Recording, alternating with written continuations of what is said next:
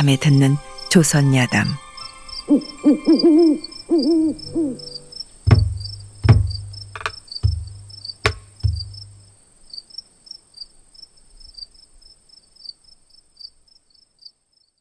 옛날 옛적 어느 시골 마을에 이인이라 불리는 소금장수가 있었습니다. 사실 그는 그저 평범한 소금장수였죠. 그런데 소시적부터 소금장수를 하면서 소금을 덮는 유지를 가지고 다녔는데 이 유지가 날이 굳으려면 아무리 쨍한 날이라도 눅눅해지고 날이 맑으려면 아무리 먹구름이 일어나고 곧 비가 막 쏟아질 것 같아도 고실고실해져서 이 소금 장수는 유지를 만져보며 늘 날씨가 비가 올지 안 올지를 딱딱 알아맞혔습니다. 아이고 이보시오. 어째 오늘은 비가 좀 내리겠소. 날이 가물어 큰일이오. 아이고 가만히 있어 보시오. 네 한번 보죠. 소금 장수는 소금을 덮은 유지를 만져보더니 말했습니다. 걱정 마시오. 내 어젯밤 별을 보니 오늘은 꼭 비가 내릴 것이오. 아이고 듣던 중 반가운 소리오. 내 비가 내리면 내일은 꼭 막걸리 한 잔 대접하리다. 그날 저녁 소금 장수의 말처럼 하늘에서는 비가 내리기 시작하였습니다. 이러니 소금 장수의 말을 누가 안 믿겠습니까? 고을 사람들은 자기 고을에 천문에 밝고 하늘의 뜻을 아는 이인이 있다 자랑하였고 급기야 하늘에서 내려온 도인이 이 고을에 산다는 소문이 먼 고을에까지 퍼져나갔습니다. 그즈음 어느 고을에 큰 변이 생겼는데 이상하게도 그 고을에 신관사또가 내려오면 그날 밤으로 죽고 하니 아무도 그 고을의 벼슬 나갈 사람이 없게 됐지요. 조정에서도 이 일을 알고 암행어사까지 파견하였으나 암행어사마저 원인을 찾지 못하고 죽어나가니 걱정이 이만저만이 아니었습니다. 허허 큰일이로다. 누가 이 일을 해결할 사람이 없단 말이오. 조정의 대신들은 임금의 재촉에도 그 누구도 이렇다 할 대책을 내놓지 못하고 있는데 조정 대신 중 하나가 임금에게 아뢰었습니다. 전하, 듣기로 충청도 어느 고을에 도사가 하나 살고 있는데 그는 천문에 밝아 하늘의 별을 보고 그날의 날씨를 쪽집게처럼 알아맞힌다 합니다. 혹시나 그를 불러다 이 일을 해결하라 명해 보시는 것은 어떠하실지요? 정녕 그런 도사가 있단 말이오. 네, 그러하옵니다. 그렇다면 지금 당장 그를 불러오도록 하시오. 임금의 명에 따라 소금 장수는 갑자기 붙잡혀 한양의 궁으로 가게 되었습니다. 아이고 이거 큰일이네. 난 그저 유지 하나만 믿고 날씨를 맞힌 것인데 도사로 소문나 이제는 임금까지 보게 되었으니 임금 앞에 가서 이 사실이 들통나면 죽음을 면치 못할 텐데 이를 어찌한단 말인가? 소금 장수가 한양으로 향하는 행차에는 포졸들이 좌우에서 호위해 주어 도망칠 수도 없었고 가는 골마다 사람들은 소금 장수더러 도인이라고 극진하게 대접하였지요. 그러다 하루는 어느 주막에서 묵게 되었는데 주막집 주인이 소금 장수더러 도사님하고 부르며 어찌나 극진히 대접하는지 기분이 좋은 소금 장수는 한껏 거드름을 피워댔지요.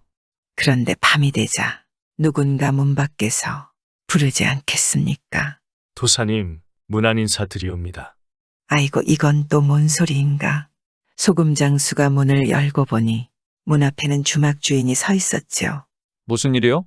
듣기로 도사님께서 임금님을 뵈러 한양으로 가신다 들었습니다. 다름이 아니오라 도사님께서는 무슨 일이든지 다 알고 계실 것 같아 부탁드릴 것이 있어 염치불고하고 찾아왔습니다. 부탁이라니 대체 무슨 부탁이요? 제 아내가 병명도 없이 앓다 죽게 생겼습니다.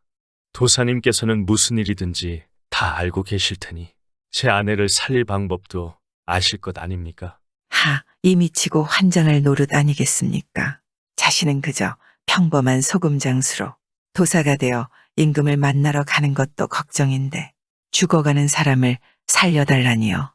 소금 장수는 눈앞이 캄캄해졌습니다.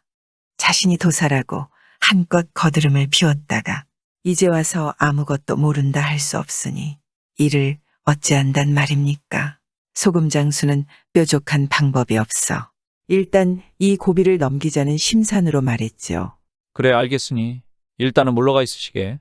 내일 아침에나 보세. 네, 도사님. 그럼 내일 다시 찾아오도록 하겠습니다.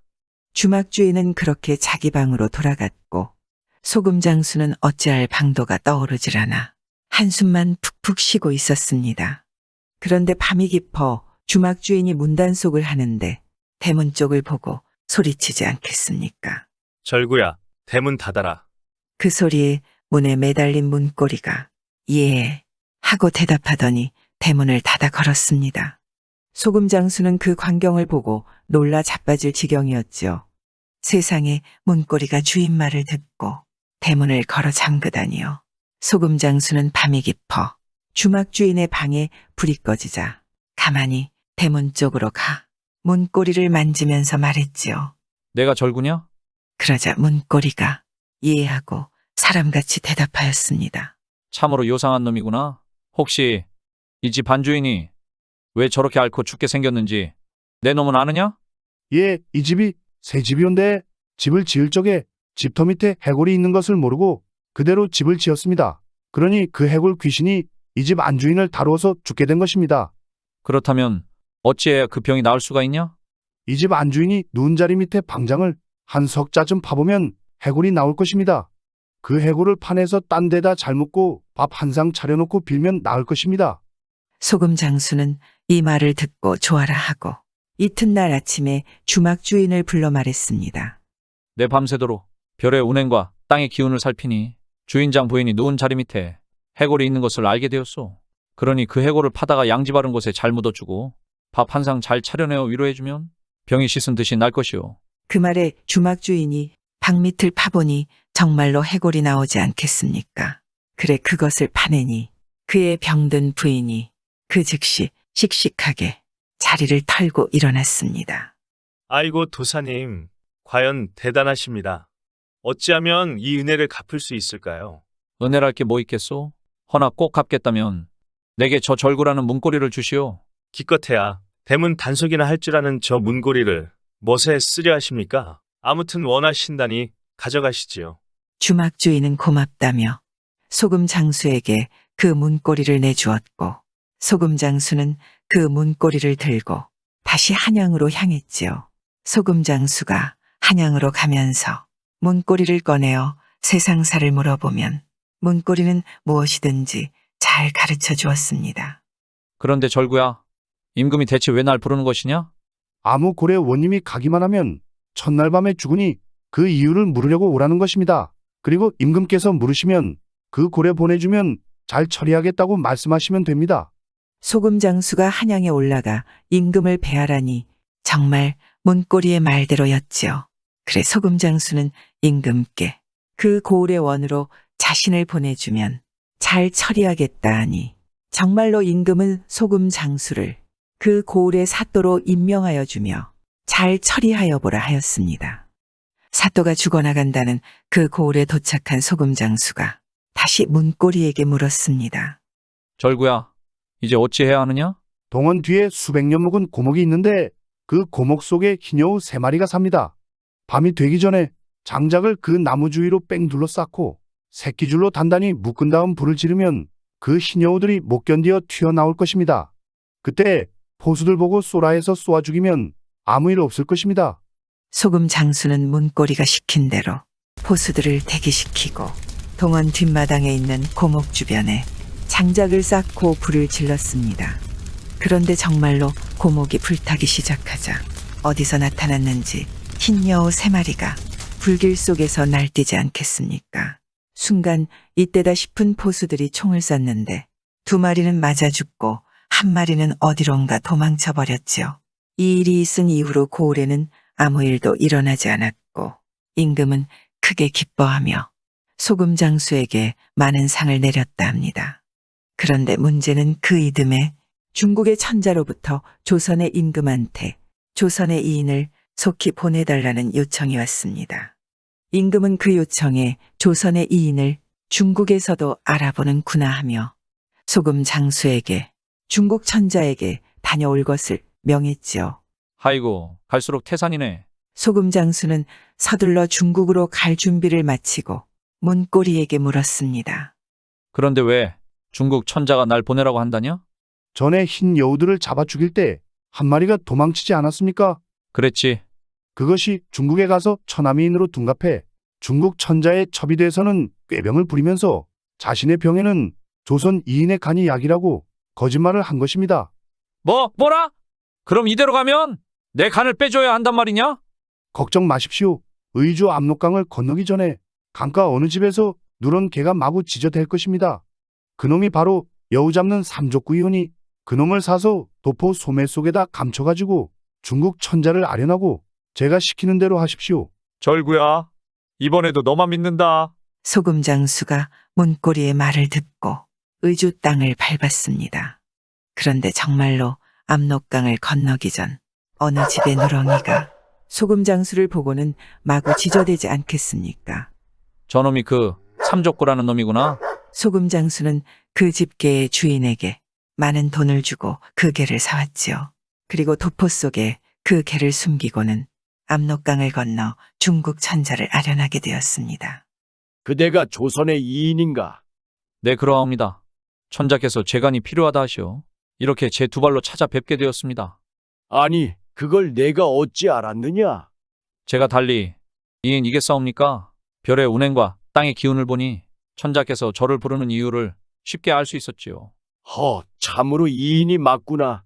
허나 저야 간 하나 그냥 내주어도 사는데 문제없지만 제 간은 함부로 먹어서는 오히려 병자의 병이 악화될 수 있사옵니다.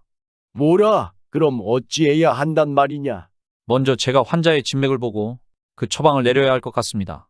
소금 장수의 말에 중국의 천자는 소금 장수가 천자의 첩을 진맥하도록 허락하였지요. 그렇게 천자의 첩을 만나게 된 소금 장수는 환자의 진맥을 하는 척하다 도포 소매 속에서 삼족구를 내놨습니다. 그러자 삼족구는 갑자기 천자의 첩에게 달려들어 그 목을 물지 않겠습니까? 그러자 그 첩에게서 꼬리가 두 발이나 뻗고 온몸에 털이 솟는가 싶더니 흰 여우로 변하여 죽어버렸죠. 이 모습을 본 중국의 천자는 깜짝 놀라 자빠질 지경이었습니다. 그리고 만인의 천자로서 여우를 첩으로 삼고 그 말에 홀려 애꿎은 사람의 간을 빼려 했으니 너무나 부끄러워 낯을 들 수가 없었죠. 결국 천자는 소금 장수를 과연 이인이라고 칭찬하고 위동이라는 공을 봉했다 합니다. 이렇게 하여 소금 장수는 중국에서도 높은 벼슬에 오르고 그 이름이 드높아져 한껏 위세를 떨고 살았지요. 그러던 하루는 소금 장수가 생각해보니 지금의 호사가 다 문고리 덕이란 생각이 들었습니다. 그래 소금 장수가 문고리를 어루만지며 물었습니다. 생각해보면 이것이 다 모두 다 내 덕이다. 내 은공을 갚아야 하겠는데 어떻게 갚아야 하냐? 소금 장수의 말에 절구는 슬피 울면서 대답했지요. 그럼 이제는 내 소원을 들어주십시오. 그래 말해보거라. 이 중원 땅은 원래 내 나라입니다. 나는 본래 강주 사람으로 도사공하던 사람이지요. 어느 해 30여 명의 부하를 데리고 배장사를 나갔다가 큰 풍랑을 만나서 죽었는데 내 호는 배의 무쇠고리에 붙어 물결에 흘러서 조선에 가게 된 것이지요. 그러다 우연히 그 주막집에 대문고리가 돼 있다가 당신을 만나서 이렇게 본국에 오게 됐습니다. 가능하다면 저를 강주 땅으로 데려다 주십시오. 소금 장수는 그 말을 듣고 문고리의 윗집을 찾아갔지요. 그리고는 그 식구를 만나 소매에서 문고리를 꺼내 놓으며 말했습니다. 이것이 당신 남편이고 너희들의 아버지다. 아, 이 무슨 황당한 소리인가요? 웬 미친 자가 찾아와 문고리를 들이밀며 남편이고 아버지라고 하니 말입니다. 그러자 문고리가 사람처럼 말을 하기 시작했지요. 과거에 부하 30여 명을 데리고 배장사 나갔다가 풍랑을 만나서 죽은 이야기부터 소금 장수 덕에 지금 고향에 오게 된 이야기까지 모두 말입니다. 그제야 도사공의 식구들은 그 문고리를 붙들고 한참을 울었습니다. 그리고 그 울음이 그치자 문고리가 소금 장수에게 말했습니다. 이제 나는 고향에 돌아와서 식구들을 만났으니 이제는 당신과는 불갑을 작별해야 할 것입니다. 그래 그래야지 절구야. 그런데 소금 장수가 가만 생각하니 자기가 이때까지 문고리 말만 듣고 도사 노릇을 하며 호의호식했는데 문고리 없는 앞날을 생각하니 눈앞이 캄캄해졌지요. 그런데 절구야, 장차나는 어찌해야 하느냐? 염려 마시오. 의주 압록강을 건널 적에 눈 하나를 빼버리시오. 무엇라고? 눈알 하나를 빼라고? 눈 하나 없다고 죽지는 않을 것이니, 그리고 세상에 어려운 일이 생겨서 찾아오는 사람이 있거든. 눈이 하나 없어져서 정신이 흐려져 아무것도 모른다고만 하시오. 그럼 여생을 편하게 살 수가 있을 것입니다. 그리고 얼마 후 소금 장수는 천자에게 받은 큰 상들을 가지고 조선으로 돌아오다가 압록강에서 눈 하나를 뺐습니다. 그리고 정신이 흐려서 아무것도 모르는 척하며 평생을 편안하게 살았다 합니다.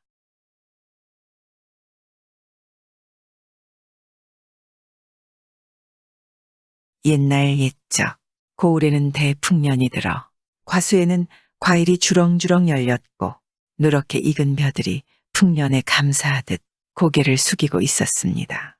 하지만 무주관아의 동원에는 오늘도 곡소리만 가득하니 이게 대체 무슨 일인가요? 네 이놈, 어디서 우리 발이냐? 사또, 진정 저는 환곡으로 쌀 한 가마니를 가져갔을 뿐입니다. 뭐라? 이놈아, 여기 황곡장부에 내 놈이 이렇게 손도장을 찍지 않았느냐?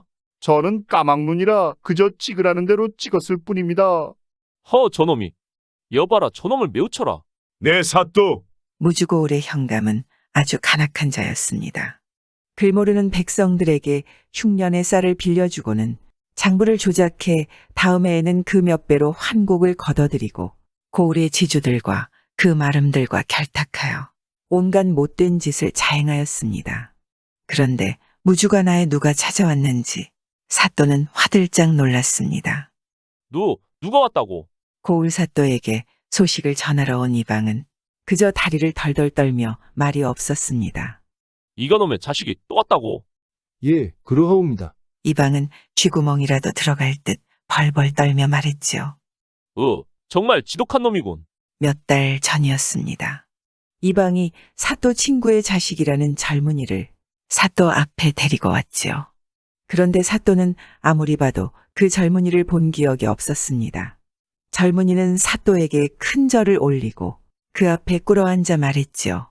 사또, 이참판의 아들 이한영 인사드립니다. 이 참판이라? 사또는 기억을 더듬었으나 선뜻 기억이 나질 않아 젊은이에게 물었지요. 내 오늘 죄질이 못된 놈들을 만나 하도 소리를 질러 그런지 잘 기억이 나질 않는구나. 내 부친의 함자가 어떻게 되느냐? 그 말에 젊은이가 나직한 목소리로 물었지요. 혹시 이종훈이라는 분을 아시는지요? 뭐? 이종원? 그럼 내가 이종원의 아들이란 말이냐? 사또는 그제야 생각이 나는 듯 갑자기 버럭 소리를 지르며 얼굴이 하얘지기 시작했습니다. 이종우는 과거에 이조참판의 벼슬자리에 있었는데 총명하고 강직한 인물로 특별히 임금의 신임을 받던 사람으로 무주관아의 사또와는 친한 친구였습니다. 하지만 임금이 바뀌고 새로운 세력이 들어서니 이종우는 역적으로 몰려 그만 목숨을 잃었는데 얼마 전 그를 역모로 몰았던 자들이 물러나면서 그의 누명이 벗겨져 다시 복권되었지요. 예, 그러하옵니다. 한영은 공손히 대답했습니다. 비록 그 옷차림이 궁색해 보였어도 기품 있고 예의범절도 깍듯한 젊은이였습니다. 그런데 사또는 잔뜩 얼굴을 찡그리고 젊은이를 노려보았지요. 그래, 무슨 일로 왔느냐? 아래옵기 송구하오나 그 옛날 아버님과 사또 어른의 약속을 지키려고 왔습니다. 약속이라.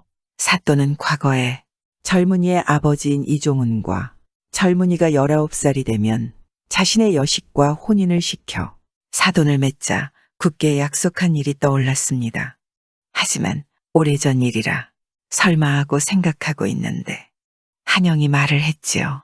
제 나이 이제 19이 되었습니다. 사또는 참으로 기가 막혔습니다.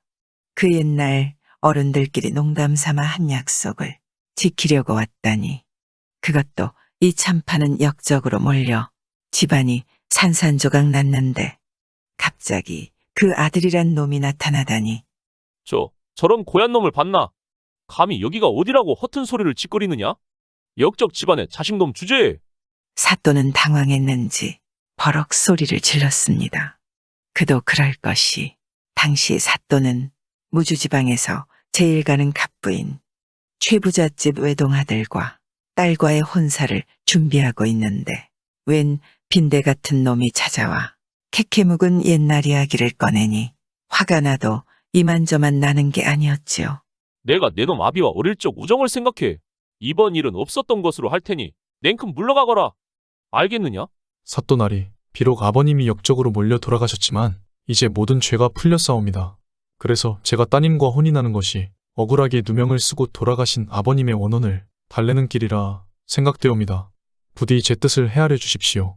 지난날 우스갯소리로 한 약속이라도 약속은 약속 아닙니까? 뭐시? 아니, 내 놈이 지금 날 훈계할 셈이냐? 훈계가 아니었고 전체 아버님의 약속을 지켜드리기 위해 이런 괘씸한 놈이 있나? 여봐라. 저놈을 당장 끌고 가서 흠신 두들겨 패 내쫓아 버려라. 예정을 생각해 조용히 돌려보내려고 했더니 제 분수도 모르는 놈이구나. 포졸들은 한영을 마구 두들겨 패고는 동구 밖으로 내다버렸습니다. 그리고 보름이 지나 이한영이 또 관하로 찾아왔고 사또는 화가 치밀어 그날도 한영을 두들겨 패서 내다버렸지요. 그러기를 몇 번을 반복하니 사또는 이한영의 이름만 들어도 치가 떨리고 분을 참지 못하였는데 오늘도 또 찾아왔다니 사또는 오늘은 저놈의 숨통을 끊어놓으리라 다른 때보다 더 노발대발하여 포졸들에게 평소보다 더욱 매질을 하라 시켰습니다. 그날 무주고을로 들어오는 한선비가 있었는데 다름 아닌 어사 이광덕이었습니다. 때는 조선 영조, 전라북도 남원의 어느 절에 영모를 꾀하려는 쪽지가 걸리자 영조대왕은 암행어사 이광덕에게 막강한 권한을 주어 호남 지방으로 급파하였지요. 그날은 임금의 명에 따라 어사 이광덕이 무주로 들어섰을 때였습니다.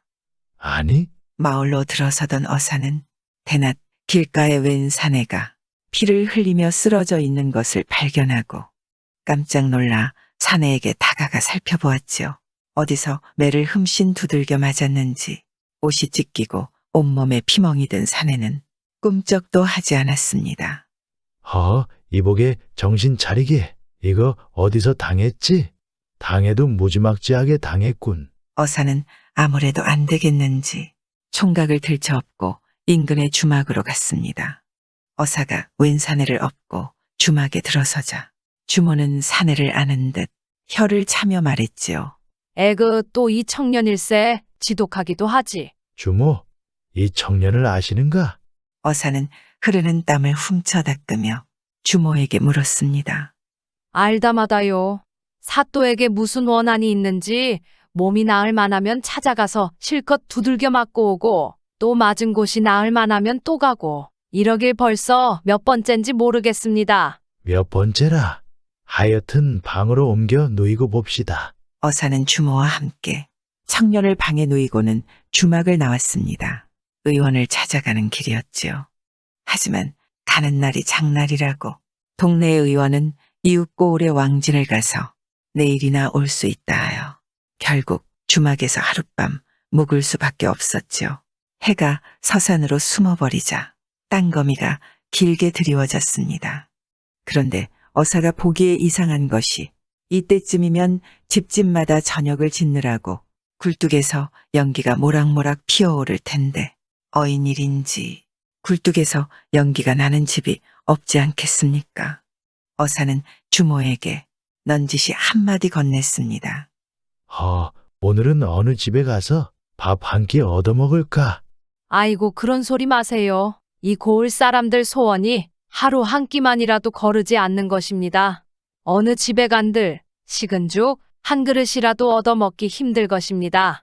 아니, 주모, 저기 논에 쫙 깔린 게 쌀인데 그게 무슨 소리요? 주모는 한숨을 쉬며 대답했지요. 깔린 게 쌀이면 뭐합니까?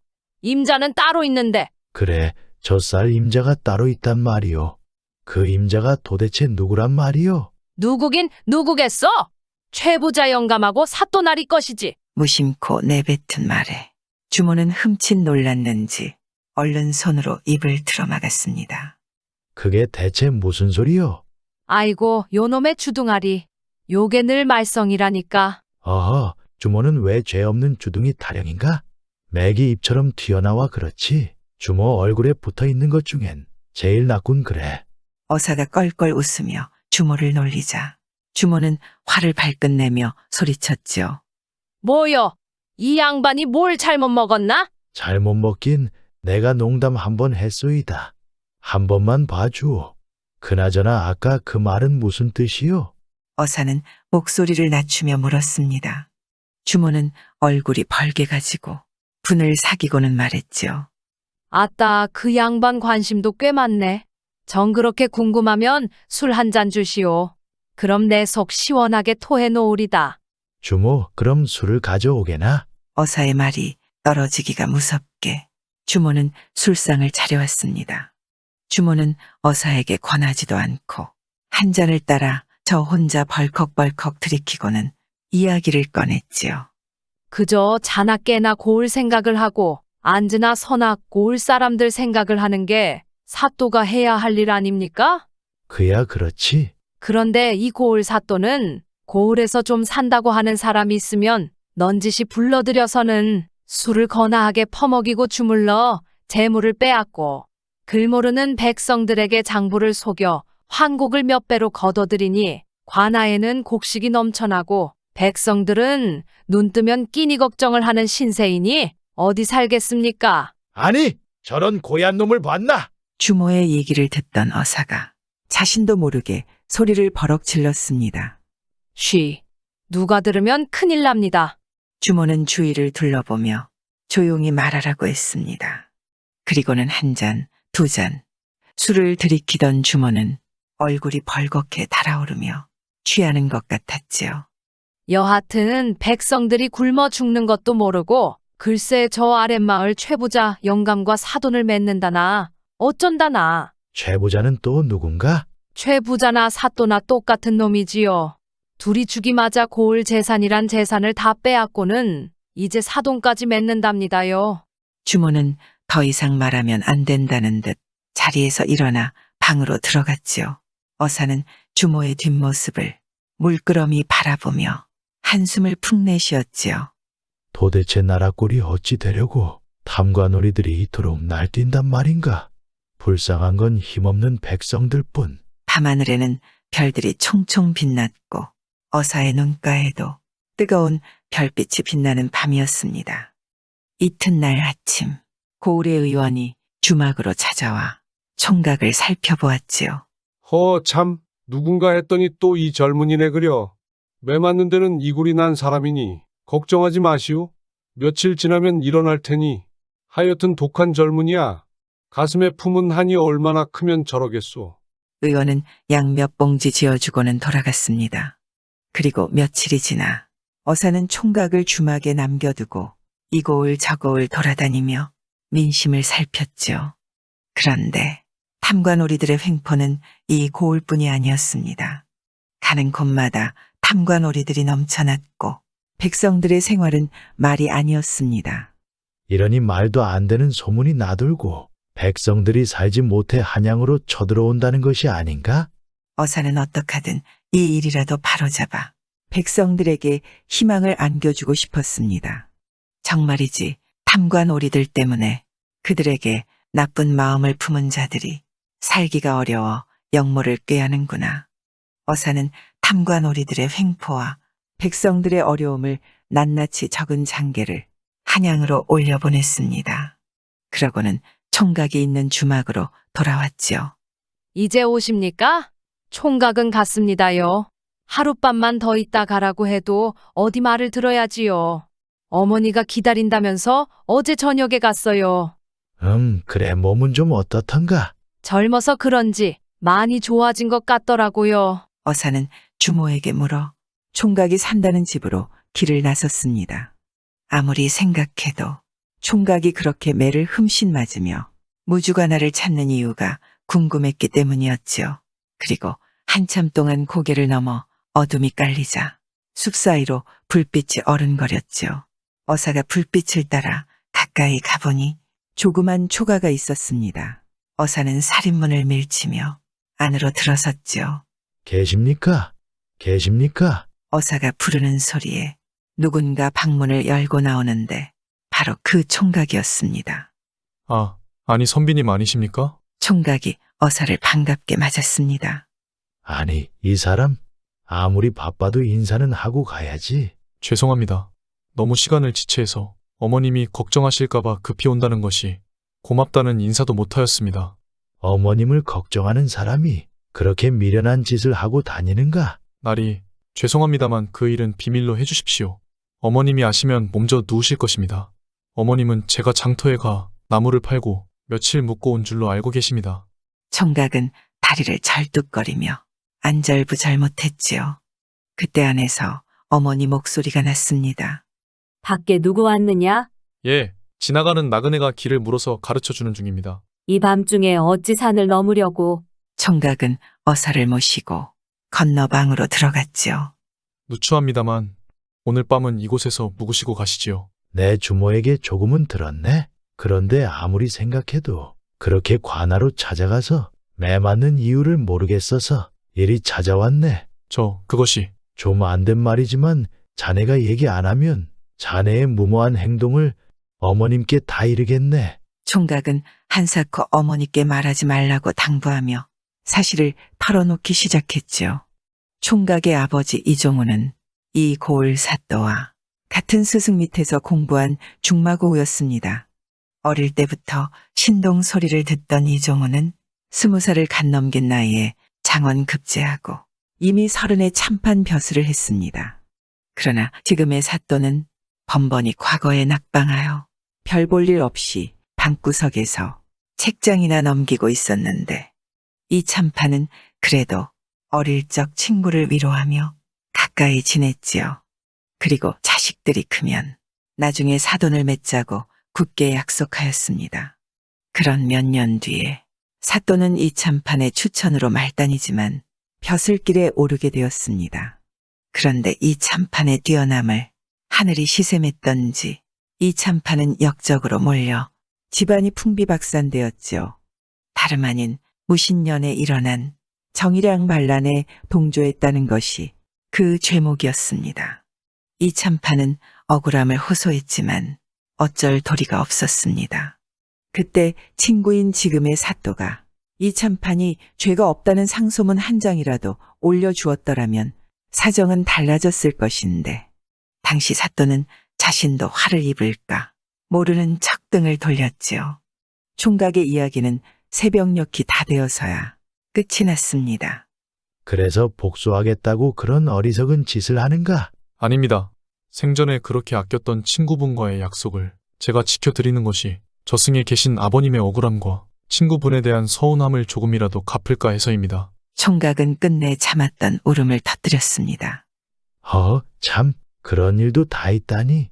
은혜를 원수로 갚은 꼴이 되었구먼. 어사는 울먹이는 총각의 등을 다독이며 깊은 한숨을 내쉬었습니다. 날이 이제 다 끝난 일이오니 부디 제 어머님에게만은 이런 사실을 숨겨주십시오. 그럼 이제 사또에게 매 맞는 짓을 그만하겠다는 건가? 며칠 있으면 사또 따님의 혼인잔치가 있습니다. 그러니 이젠 다 끝난 일입니다. 총각은 눈길을 떨구며 말했지요. 그래? 그거 참 안 됐구먼. 이제 맞고 싶어도 맞을 핑계가 없지 않은가? 총각은 아무 말이 없었습니다. 그래, 사또의 사돈 될 집은 어딘가? 최부잣집이라고 합니다. 최부자라? 예, 그러하옵니다. 내 주모에게 들었네. 둘 다 고을 사람들을 등쳐서 먹고 산다며. 끼리끼리구먼. 이 여사는 혀를 찼지요. 날이 그러니 어머님에게는 정말 비밀이옵니다. 지금껏 아버님을 억울하게 보내셨어도 저 하나 무사한 것을 위안 삼으며 살아오셨습니다. 걱정 말게나 나라도 약속을 지켜야지. 그럼 눈이나 붙이게. 어사와 총각은 자리에 눕자 곧잠이 들었습니다. 다음 날 아침 어사는 조용히 총각의 집을 빠져나와서는 며칠 동안 바쁘게 움직였지요. 그리고 어느 날 다시 총각의 집을 찾아와서는 말했습니다. 이보게, 오늘은 슬슬 마을로 한번 내려가 볼까? 마을에요? 오늘이 사또 딸이 혼인하는 날이라며? 그러니 구경 가야지 않겠나? 날이도 참, 농담 좀 그만하십시오. 다 끝났습니다. 제가 무슨 마음으로 구경을 가겠습니까? 잔소리 말고 따라오게. 다 생각이 있으니 안 그러면 자네 어머님 좀 잠시 뵐까? 아닙니다. 따라 나서겠습니다. 총각은 어머니라는 말에 바들바들 떨며 어사를 따라 나섰지요. 참으로 효자는 효자 아니겠습니까? 자신의 몸은 돌보지 않으면서도 어머니만은 끔찍이도 생각하니 말입니다. 어사가 앞장서고 총각은 멀찌감치 뒤처져서 고개를 내려왔습니다. 그리고 해가 서산에 막 걸릴 무렵 동구밖에 시끄러워졌지요. 새신랑 행렬이 고을 입구로 들어서고 있었습니다. 만석군 최부자의 아들답게 그 행렬은 웅장하였지요. 길을 비켜라. 새신랑 납신다. 야, 신랑 한번 잘생겼다. 그런데 저 새 신랑 어디서 많이 본 것 같은데. 글쎄, 나도 낯이 익어요. 맞다, 맞아. 그 젊은이야.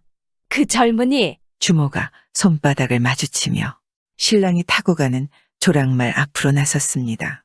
그러고 보니 조랑말을 탄 새 신랑은 사또에게 매맞던 총각 이한영 아니겠습니까? 그리고 그 앞에서 말고삐를 잡고 있는 사람은 바로 어사였습니다. 도대체 이것이 어찌된 일인가요? 이 소식은 삽시간에 퍼져 마침내 사또의 귀에까지 들어갔습니다. 뭐시라고? 그 찰거머리 같은 놈이 신랑 차림으로 온다고? 예, 그러하옵니다. 이방은 머리를 조아리고 어쩔 줄을 몰라 했습니다. 사또는 너무 화가 나 말을 잇지 못했지요. 딸을 시집 보내는 이 경사스러운 날 죄를 뿌리다니. 그것도 그 지겨운 놈이. 이 죽일 놈을 가만두지 않겠어. 사또가 버선발로 뛰어나가 동원들 한가운데 차려놓은 초래청을 지날 때였습니다. 신랑이 옵니다요. 신랑이. 동원문 앞에서 동네 사람들이 북새통을 이루며 떠들어댔지요. 뭣도 모르는 포졸들도 신이 나서 싱글벙글 이었지요. 신랑 납신다. 신랑 이한영을 태운 조랑말이 어사의 손에 이끌려 동원뜰로 들어섰습니다. 뭐들 하느냐? 저놈을 당장에 끌어내리렸다. 부사가 길길이 날뛰며 고래고래 소리쳤지요. 신랑을 끌어내리라니요? 신이 나서 좋아하던 포졸들이 서로 얼굴을 바라보며 어리둥절해 할 때였습니다. 저놈을 당장에 포박시키라는데도. 포졸들은 그제야 이한영의 얼굴을 알아보고 그 앞으로 달려들었지요. 그때였습니다. 잠깐! 어사가 소리치며 포졸들을 가로막고 말했습니다. 사또! 나 좀 봅시다. 넌 또 웬 놈이냐? 사또가 엉거주춤 서 있자 어사가 그 앞으로 다가서더니 허리춤에서 뭔가를 꺼내 사또의 코앞에 갖다 댔지요. 그러자 사또는 무엇에 놀랐는지 뒤로 자빠지고 말았습니다. 아니, 사또 왜 그러십니까? 너무 좋아 그러십니까? 사또의 시뻘건 얼굴은 갑자기 하얗게 변하였습니다. 사또의 눈앞에 있는 것은 다름 아닌 어사를 상징하는 마패였기 때문이죠. 어서 일어나시지요. 이 경사스러운 날에 땅바닥에 앉아만 계실 겁니까? 어사는 능청스럽게 사또를 일으켜 세웠습니다. 어서 혼례식을 치러야지요. 그게 사또는 그만 말문이 막혀버렸죠. 여봐라. 어서 혼례식을 거행하렸다. 어리둥절한 포졸들이 가만히 있자 사또는 다시 한 번 소리쳤지요. 뭘 하느냐? 혼례식을 진행하라는데도. 이어 풍악 소리가 동원들에 울려 퍼졌습니다. 아무것도 모르는 마을 사람들은 풍악이 울리자 어깨춤을 덩실덩실 추기 시작했습니다. 신랑 신부 맞절. 혼례식이 진행되고 초례청의 구경꾼들이 구름처럼 모여들었습니다. 야, 한영이도 저렇게 차려입으니까 폼나네. 아무렴 하도 매를 맞아 얼굴이 부어서 그렇지. 봄바탕은 괜찮아. 그 광경을 흐뭇하게 바라보던 어사가 사또에게로 다가가 말했습니다. 사또, 이 기쁜 날에 얼굴이 그게 뭔가? 사또는 말문이 막혀 아무 말도 못하고 있었습니다. 내 동구박 고갯마루에서 신랑을 바꿔치기 했다네. 그간 사정을 잘 얘기해서 원래 신랑을 돌려보냈으니 그건 걱정 말게. 나리. 사또는 다리가 후들후들 떨려 말까지 더듬었지요. 내가 죄를 물으면 살아남지 못할 터. 그러나 한영이 총각을 사위로 맞아 지난 일을 뉘우치고 앞으로 올바르게 고을을 다스린다면 죄를 묻어두기로 하겠네. 어떤가? 어사 또 나리. 죽을 죄를 졌사옵니다. 그럼 그렇게 알고 난 그만 가보겠네. 어사 또 나리. 사또는 그만 엎드려 목 놓아 울었고 어사는 훌쩍이는 사또와 풍악 소리를 뒤로하고 동원을 나섰다 합니다. 약속. 참 어려운 일인 것 같습니다. 사람들은 아무렇지 않게 쉽게 약속을 하지만 또 쉽게 그 약속을 깨버리는 일이 너무도 빈번하게 일어납니다. 그래 누군가는 약속을 지키는 최고의 방법이 약속을 하지 않는 것이라 말했다죠.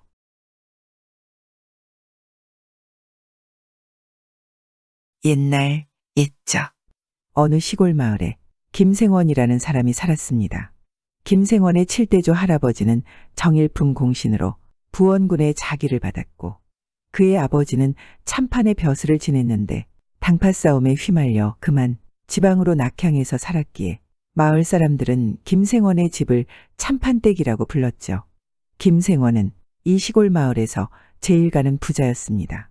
그러니 마을의 터줏대감인 토반들도 김생원의 집만은 함부로 하지 못했죠. 대감마님 계십니까요? 누구냐? 사랑에 홀로 앉아 장부를 들춰보던 김생원은 누군가 밖에서 부르는 소리에 귀찮은 듯한 목소리로 대답하였습니다. 예, 쇠뇌 덕길이옵니다. 그래, 무슨 일이냐? 저 마을 이장님하고 풍원 어르신께서 오셨습니다요. 김생원을 찾아온 풍원은 이 고을의 대표적인 토반이고 이장은 그를 따르는 졸개였죠. 하지만 김생원이 있는 방 안에서는 침묵만이 흐를 뿐 아무런 대답이 없으니 난감한 김생원의 노비 덕길은 다시 한번 김생원을 불렀죠. 대감마님, 마을 이장님하고 풍원 어르신께서 오셨습니다. 어서 안으로 모시거라. 덕길은 두 사람을 모시고 사랑방문을 열어 방 안으로 안내하였습니다. 김생원 그간 강령하셨소. 사랑으로 든 풍원이 넉살 좋게 인사하는데도 김생원의 표정은 그리 반갑지 않아 보였죠. 풍원과 이장이 함께 어인일이시오. 내 약속이 있어 그리 시간이 없으니 지체하지 말고 본론부터 말씀하시지요. 냉랭할 대로 냉랭한 김생원의 태도에 풍원은 입맛을 다시다 말을 이었죠. 그래, 바쁘신데 이렇게 시간을 내주시어 고맙소. 내 빙 돌리지 않고 말하지요. 다름이 아니라 마을 사람들의 환국을 대신 물어주었으면 하오. 환곡이라는 것은 옛날 관아에서 쌀을 모았다가 보리가 나기 전 봄에 배고픈 백성들에게 빌려주고 가을에 이자를 붙여 걷어들이는 곡식이죠. 알다시피 올 농사가 흉작이어서 백성들이 환국을 갚기가 어려워 그러는 것이오. 이번에 대신 갚아주면 내년에는 꼭 갚게 하겠소이다. 생원 어른, 마을 사람들의 딱한 사정을 같은 마을에 살며 나 몰라라 하실 수는 없지 않습니까요? 이장이 김생원의 눈치를 살피며 풍원을 거들자 잠자코 있던 김생원이 이맛살을 찌푸리며 입을 열었습니다. 그야 나도 모르는 바 아닙니다만 벌써 이번이 몇 번째입니까? 김생원, 농사가 잘 되었다면 왜 손을 벌리겠소? 벌써 몇 해째 흉작이니 어쩔 도리가 없지 않소. 다 마을을 살리는 길 아니겠소. 풍원의 목소리가 처음과는 달리 점점 높아졌죠. 미안합니다. 이번엔 안 되겠습니다. 작년에 하나밖에 없는 자식놈을 먼저 떠나보내니 내 그럴 정신이 없소. 더군다나 몇 년간 환국을 대신 갚아주다 보니 우리 살림도 말이 아니오. 그리 알고 어서들 돌아가십시오. 김생원은 더는 말하기 싫다는 투로 딱 잘라 거절하고는 돌아 앉았습니다. 김생원, 정말 이러시기요. 풍원이 버럭 소리를 질렀죠. 정말 있는 분이 더하십니다요. 이장도 질세라 입을 삐죽이며 빈정거렸죠. 이보시오, 김생원. 풍원이 다시 소리쳤지만 김생원은 돌아 앉은 채 꼼짝도 하지 않았죠. 풍원 어른, 그만 가시지요. 아이고, 생원 어른이 돌부처가 됐나 봅니다. 이장은 풍원을 끌어당기며 나가자는 신용을 하였지만 김생원은 정말 돌아선 돌부처 마냥 꿈쩍도 하지 않았습니다. 결국 이장과 풍원은 어쩔 수 없다는 듯 자리를 떠나야 했죠. 에이, 소리 인정머리가 없었어야. 놔두게. 우리를 무시하고 이 고을에서 어찌 살려는지 한번 두고 보자고. 한편 방 안에 홀로 남은 김생원은 그들이 대문을 나서는 것을 확인하고서야 긴 한숨을 내쉬며 중얼거렸습니다. 이놈들아, 내가 내 놈들 속을 모를 줄 알고? 저물어가는 가을날, 떨어진 나뭇잎이 바람에 이리저리 쫓기고 스산한 기온이 옷깃을 파고들어 며칠이 지나면 겨울이 찾아올 것만 같은 그런 날이었죠.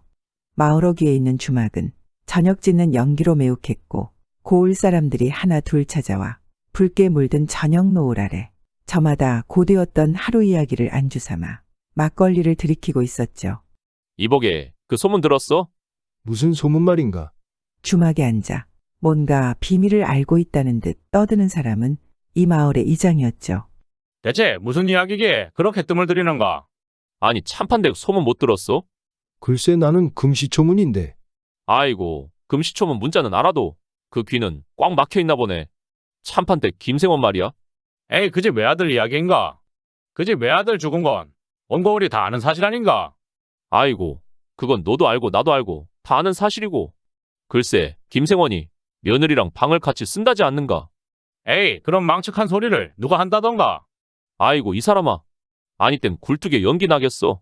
그때 옆에 있던 사람이 거들었죠. 그래 본 사람이 있다 하더만. 그야, 그럴 수도 있지. 시아버지가 며느리 방에 못 들어갈 게 뭐 있어? 아, 이 사람 보게. 김생원은 호라비가 아닌가. 아무리 시아버지라고 해도 늦은 밤에 혼자 있는 며느리 방에 함부로 들어가면 쓰나? 그건 그렇지만 참 별일일세 그려. 이때부터 주막집 술청에는 김생원이 며느리와 산다는 둥, 환곡을 갚아달라고 간청하러 간 이장과 풍원이 욕만 잔뜩 먹고 쫓겨나왔다는 둥의 이야기로 한가득했죠. 그런데 마을 사람들이 주막집 술청에서 김생원 이야기를 안주로 삼고 있는 그때 한쪽에는 저녁상을 시켜놓고 반주를 하고 있는 두 사내가 있었습니다. 그중 한 사람은 선비 같았고 또 한 사람은 그의 하인 같았으나 남루한 옷 차림인 것을 보니 몰락해가는 양반의 후손 같았죠. 서방님, 참 김생원이라는 사람이 누구인지 금수만도 못한 놈인가 봅니다. 어서 밥이나 먹거라. 흉년에 마을 사람들을 위해 곡간을 좀 내어줄 법도 할 만한데 자식 죽었다고 며느리랑 합방을 하다니요. 서방님이 나서서 요절을 내야 하는 것 아니겠습니까? 허허, 그놈 참. 술이나 더 시키거라. 알겠습니다. 주모, 여기 우리 서방님 술이나 한 잔 더 주소. 하인으로 보이는 사내가 소리치자 마을 사람 중 하나가 두 사내 쪽을 보고는 이죽거렸죠. 아이고 서방인지 동방인지 거지 꼬락서니에 그래도 양반이라고. 그 소리를 들은 선비는 못 들은 척하였지만 그 하인은 도저히 참지 못하겠다는 듯 일어서서 소리쳤죠. 아니 저놈이 감히 우리 서방님에게 어디 한번 요절을 당해볼 테야? 칠성아, 그만하거라. 선비가 만류하자 하인은 어쩔 수 없다는 듯 흥분을 가라앉히고 자리에 도로 앉았죠. 사실 이 선비는 한양에서 임금의 명을 받고 온 암행어사 이문보였습니다. 나라의 흉년이 계속되니 민심을 살피고 탐관오리를 처단하라는 임금의 명을 받고 이 고을에 오게 된 것이죠. 그리고 저녁을 마친 어사가 주모를 불러 김생원에 대해 넌지시 물었습니다. 아이고 말도 마세요. 얼마나 재산 욕심이 많은 사람인지 마을 사람들이 쫄쫄 굶어도 쌀 한 톨 보태주지 않는 노랭이랍니다. 주모는 김생원에 대한 얘기가 나오자 숨 넘어가듯 말을 해댔습니다. 그뿐이면 그래도 사람 축에나 끼지요. 글쎄 자기 며느리랑 산다는 소문이 온 고을에 아주 자자합니다요. 낮에는 시아버지 노릇을 하다가는 글쎄 밤만 되면 남편이 된다지 뭡니까? 세상이 아무리 거꾸로 막 돌아간다고 해도 시아버지가 며느리와 같이 살다니. 그날 밤 어사 이문보는 잠을 자려 했지만 김생원에 대한 생각에 잠이 오지 않았죠. 나으리, 잠을 못 이루시는 걸 보니 이번에도 요절 낼 놈을 찾으셨나 봅니다. 그래, 건수 잡았으니 너는 어서 잠이나 자거라. 그리고 내일 날이 밝는 대로 그 김생원이라는 자의 집이 어디인지 알아보고 오너라. 이튿날 아침 주막을 나선 칠성이는 저녁이 다 되어서야 돌아왔습니다. 칠성이는 어사의 명에 따라 김생원의 집을 알아내고 김생원과 그 주변 인물을 탐문하여 어사 이문보에게 빠짐없이 보고하였죠. 나리, 김생원의 이웃 사람들 이야기를 들으니 소문과는 좀 다른 것도 같습니다. 그게 무슨 소리이냐? 김생원의 이웃들이 이야기하기로는 지난 몇 해 동안 김생원이 마을 사람들을 대신해 환곡을 갚아주었다 합니다. 그렇단 말이냐?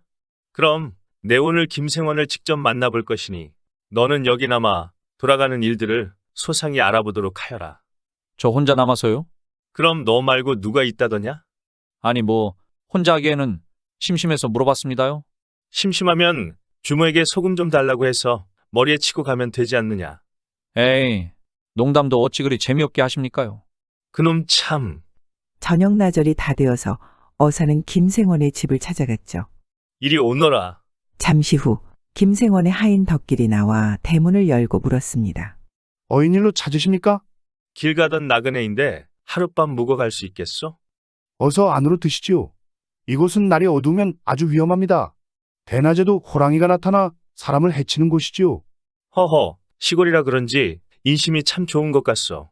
저희 대감마님께서 고을에 호환이 많으니 언제든 길손이 찾아오면 사랑방을 내주시라 하셨지요. 어사 이문보는 머슴의 안내를 받아 사랑방으로 들었습니다.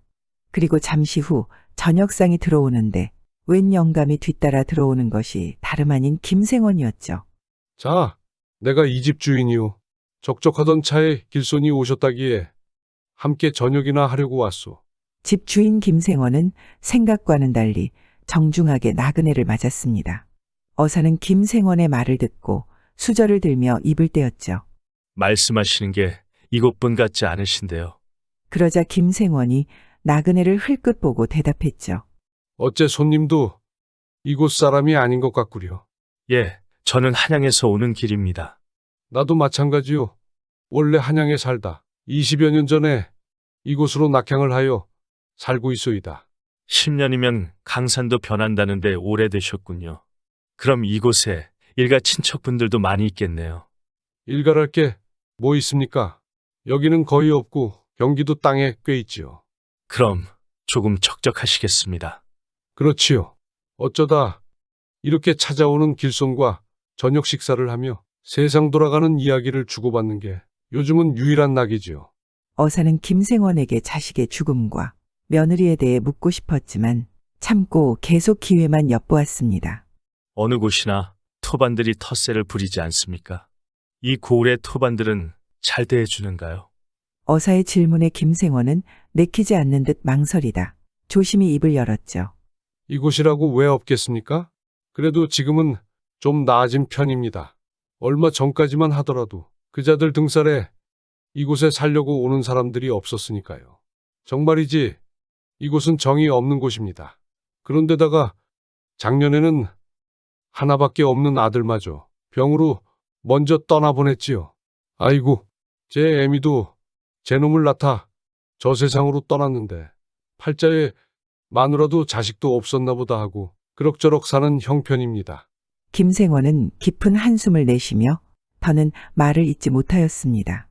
그 모습을 본 어사 이문보는 속으로 소문과 달리 이렇게 착해 보이는 사람이 무슨 까닭으로 며느리와 살까 하는 의문을 가지게 되었죠.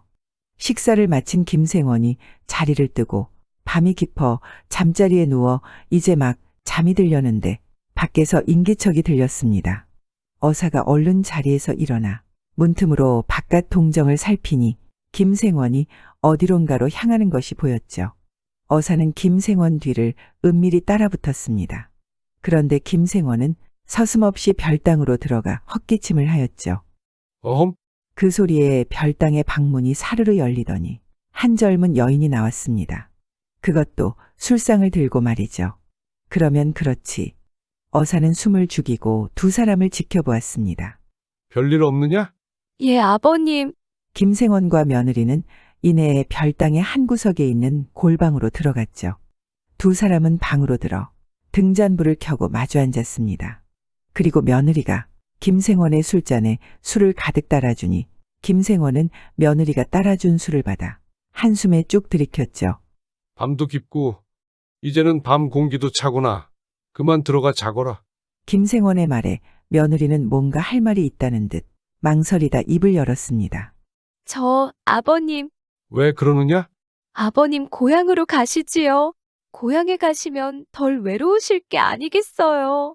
저도 그곳으로 따라가겠습니다.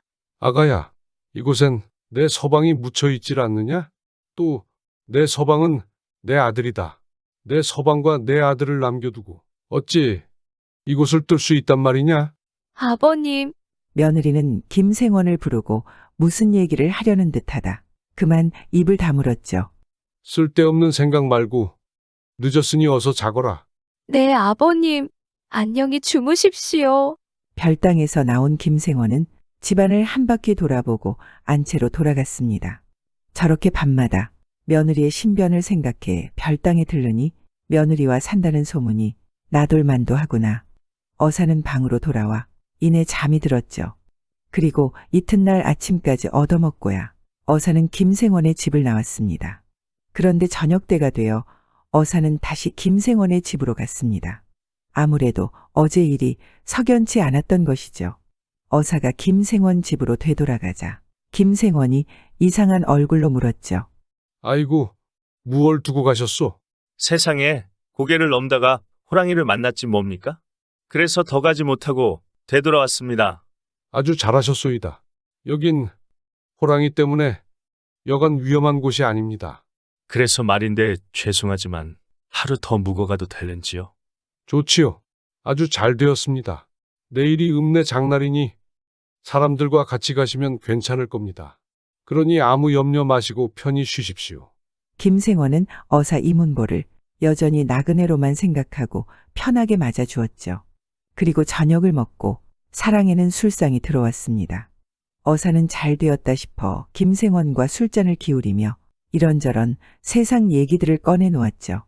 한 잔 두 잔 잔을 기울이다 보니 김생원은 술에 취해 몸을 제대로 가누지 못했습니다. 이보, 이 마을 놈들이 얼마나 고약한 줄 아시오? 풍원인지 똥원인지 하는 토반놈의 속에는 능구렁이가 아주 가득하다오. 에이구, 더러운 것들. 김생원은 술에 취해 그동안 참아왔던 이야기들을 꺼냈죠. 마을 토반들이 고을의 현감과 짜고 환곡에 고리에 이자를 붙여 이익을 취하고 그것도 모자라 수년간 불쌍한 백성들의 환곡을 대신 갚아달라며 김생원의 돈을 뜯어간 이야기들을 낱낱이 털어놓았습니다. 그리곤 밤이 깊어 김생원은 사랑에서 그대로 골아 떨어졌죠.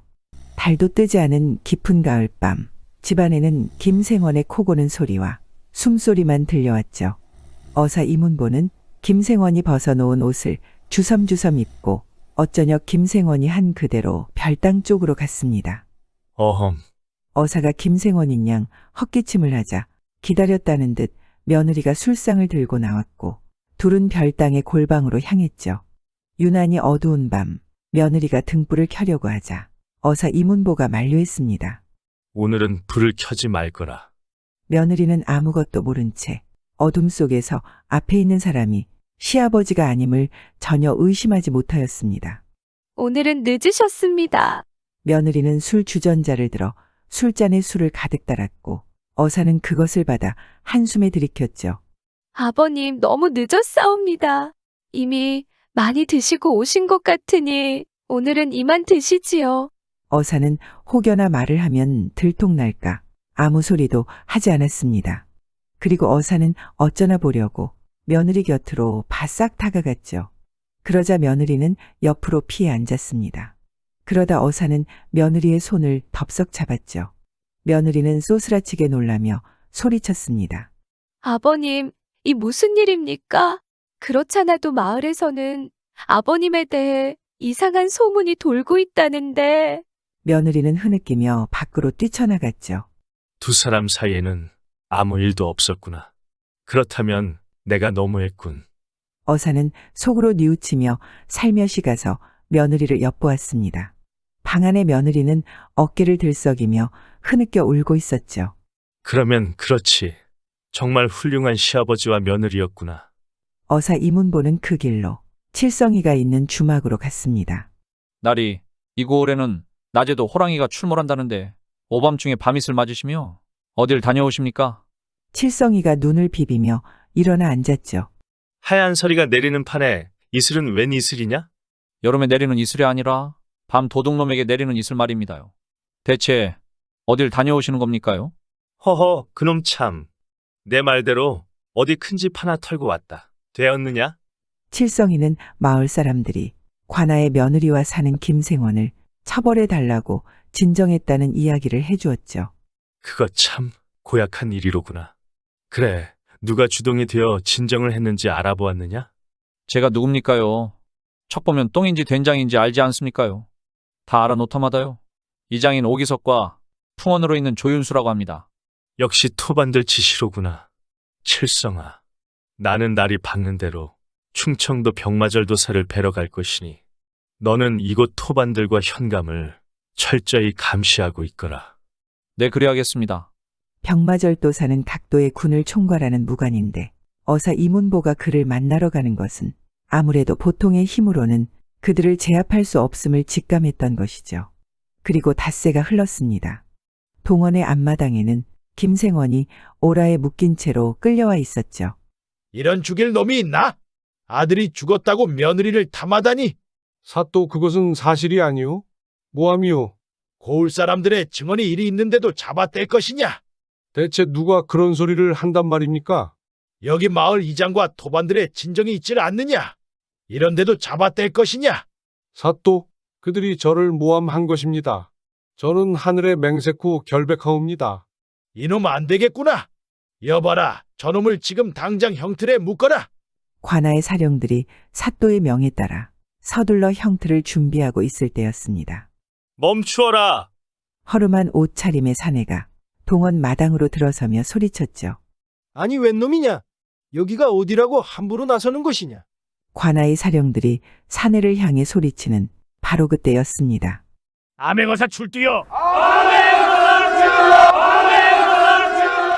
암행어사 출두라는 소리와 함께 관아로 수많은 군사들이 들어서서 칼과 창을 들이대자 관아하는 난리도 이런 난리가 없었습니다.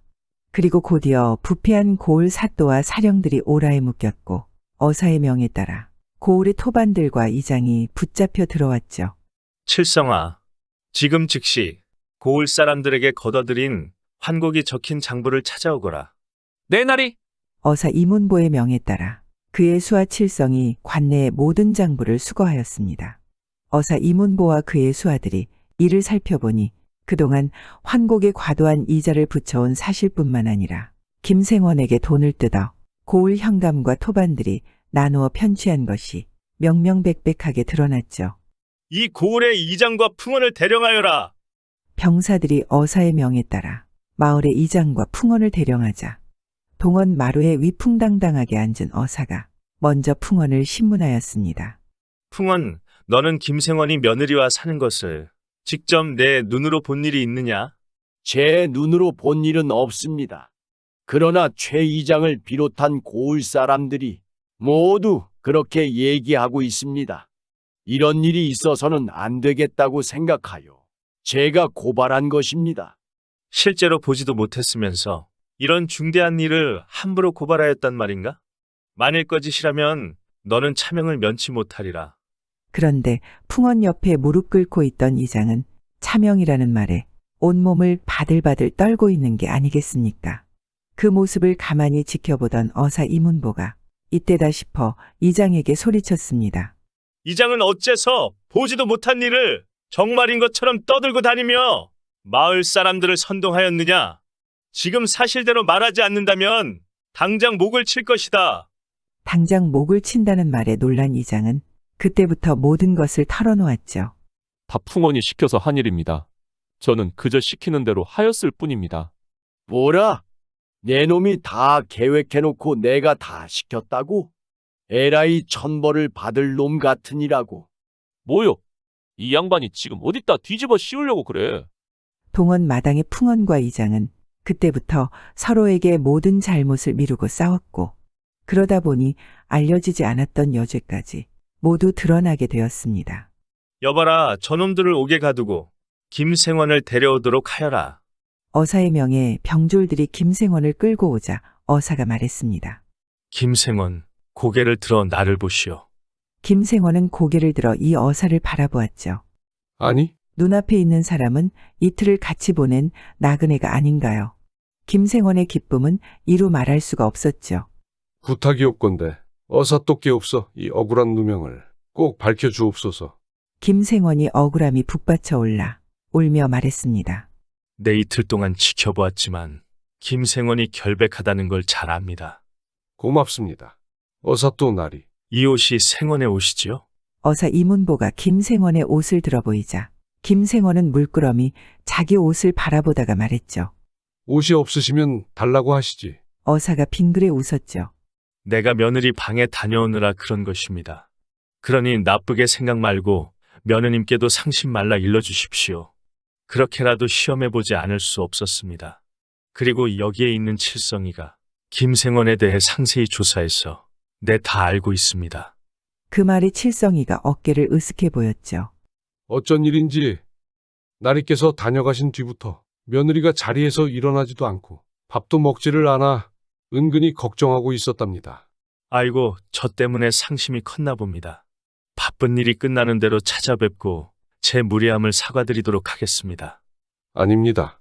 소인의 누명을 벗겨주셔서 정말로 고맙습니다. 어사또가 아니 계셨더라면 저는 지금쯤 곤장을 맞고 초죽음이 되었을 것입니다. 아닙니다. 내가 아니더라도 김생원께서는 벌을 받지 않았을 겁니다. 며느리를 그토록 위하고 며느리 또한 시아버지를 그렇게 위하는데 하늘이 어찌 모르겠습니까? 김생원은 고마워 어쩔 줄을 몰라 했죠. 어사 이문보는 고을의 현감과 토반들을 엄벌에 처하고 그들의 죄상을 온 고을에 낱낱이 알렸습니다. 더불어 고을 사람들에게 편취한 재산을 모두 몰수하여 고을 사람들에게 고르게 나눠주었죠.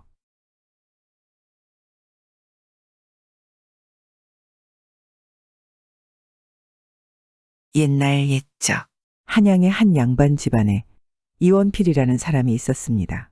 한때 원필의 집안은 정승을 배출할 정도로 한양에서 소문난 명문가 집안이었죠. 하지만 후손들이 아무도 벼슬길에 오르지 못하고 힘겹게 대만 이어오다 보니 가세가 점점 기울어 가기만 했습니다. 사실 원필의 아비도 자손이 생기지 않아 자신에 대해서 이 집안의 대가 끊길 거라 생각하던 때에 기적처럼 원필을 얻은 것이었죠. 그런데 이원필은 조금 달랐습니다. 이원필의 나이 15이 되자 그의 아비는 하루라도 빨리 손주를 보고 싶은 마음에 서둘러 원필을 장가 보냈죠. 그리고 장가 보낸 첫 해에 손자를 떡하니 안겨주는 게 아니겠습니까? 원필의 아비는 기뻐서 어쩔 줄을 몰랐습니다. 자신 대에서 대가 끊길 줄 알았는데 늦게 얻은 자식이 혼이 난 해에 아들 손주를 떡하니 안겨주니 얼마나 기뻤는지 한 달 동안이나 동네 잔치를 열었죠. 그런데 그날 이후로 어떻게 된 것이 아들 이원필이 해마다 손주를 안겨주는데 아들만 11명을 연년생으로 낳다 보니 먹는 입도 많아지고 자라면서 또 많이 먹어대니 어느덧 살림이 엉망이 되었습니다.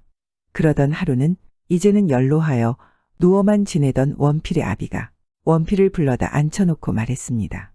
야, 이놈아, 이제 그만 좀 낳거라. 내 자식들은 어디 하나같이 먹성도 그리 좋다냐? 네, 아버지. 그런데 그게 어디 뜻대로 되지를 않으니 걱정입니다. 아이고, 미련한 놈. 이 말을 끝으로 원필의 아비는 생을 마감하였으니 그 말이 곧 유언이 된 것이죠. 그날 이후로 원필은 아버지의 유언에 따라 부인과의 잠자리를 하지 않았습니다. 그러나 이미 원필의 부인 뱃속에 아이가 하나 있어 낳아보니 또 아들이라. 원필은 정말 아들만 12이었죠. 그러니 집안은 점점 가세가 기울어 원필은 안 하던 남의 서사 노릇도 하고 추수도 보아주러 다니고 하였으나 그때그때 식량만 대기에도 허덕허덕하였습니다. 그렇게 해서 또 세월이 흘러 큰 놈들이 장성하여 억지로 혼인을 시켜 내보냈더니 이놈들은 아버지 이원필보다 더 억세게 자식을 낳아놓는데 이젠 그만 어떤 놈이 손주인지 제 자식인지 정신 안 차리면 몰라볼 판국 아니겠습니까? 아이고 이놈들아, 그만들 좀 낳거라. 아주 뼈골이 다 빠지겠구나. 그러던 어느 때 원필의 처지를 잘 아는 부잣집에서 울산으로 보행을 좀 서달라는 부탁이 왔죠. 보행이라 함은 옛날에 먼 곳의 편지로는 다 말하지 못할 내용이 있을 때 사람을 보내 대신 말을 잘 전달해달라 보내는 심부름 같은 것이었죠. 그런데 이 보행이라는 것이 보수가 상당하니 원필은 얼른 수락하여 부잣집에서 노잣돈을 받아 울산으로 향했습니다. 울산까지 석 달 열흘을 걸어 도착하여 어느 대궐 같은 기와집에 편지와 말을 전하고 나니 그 집에서도 원필을 귀히 대접하고 돌아갈 때 노잣돈을 따로 또 챙겨주는 게 아니겠습니까?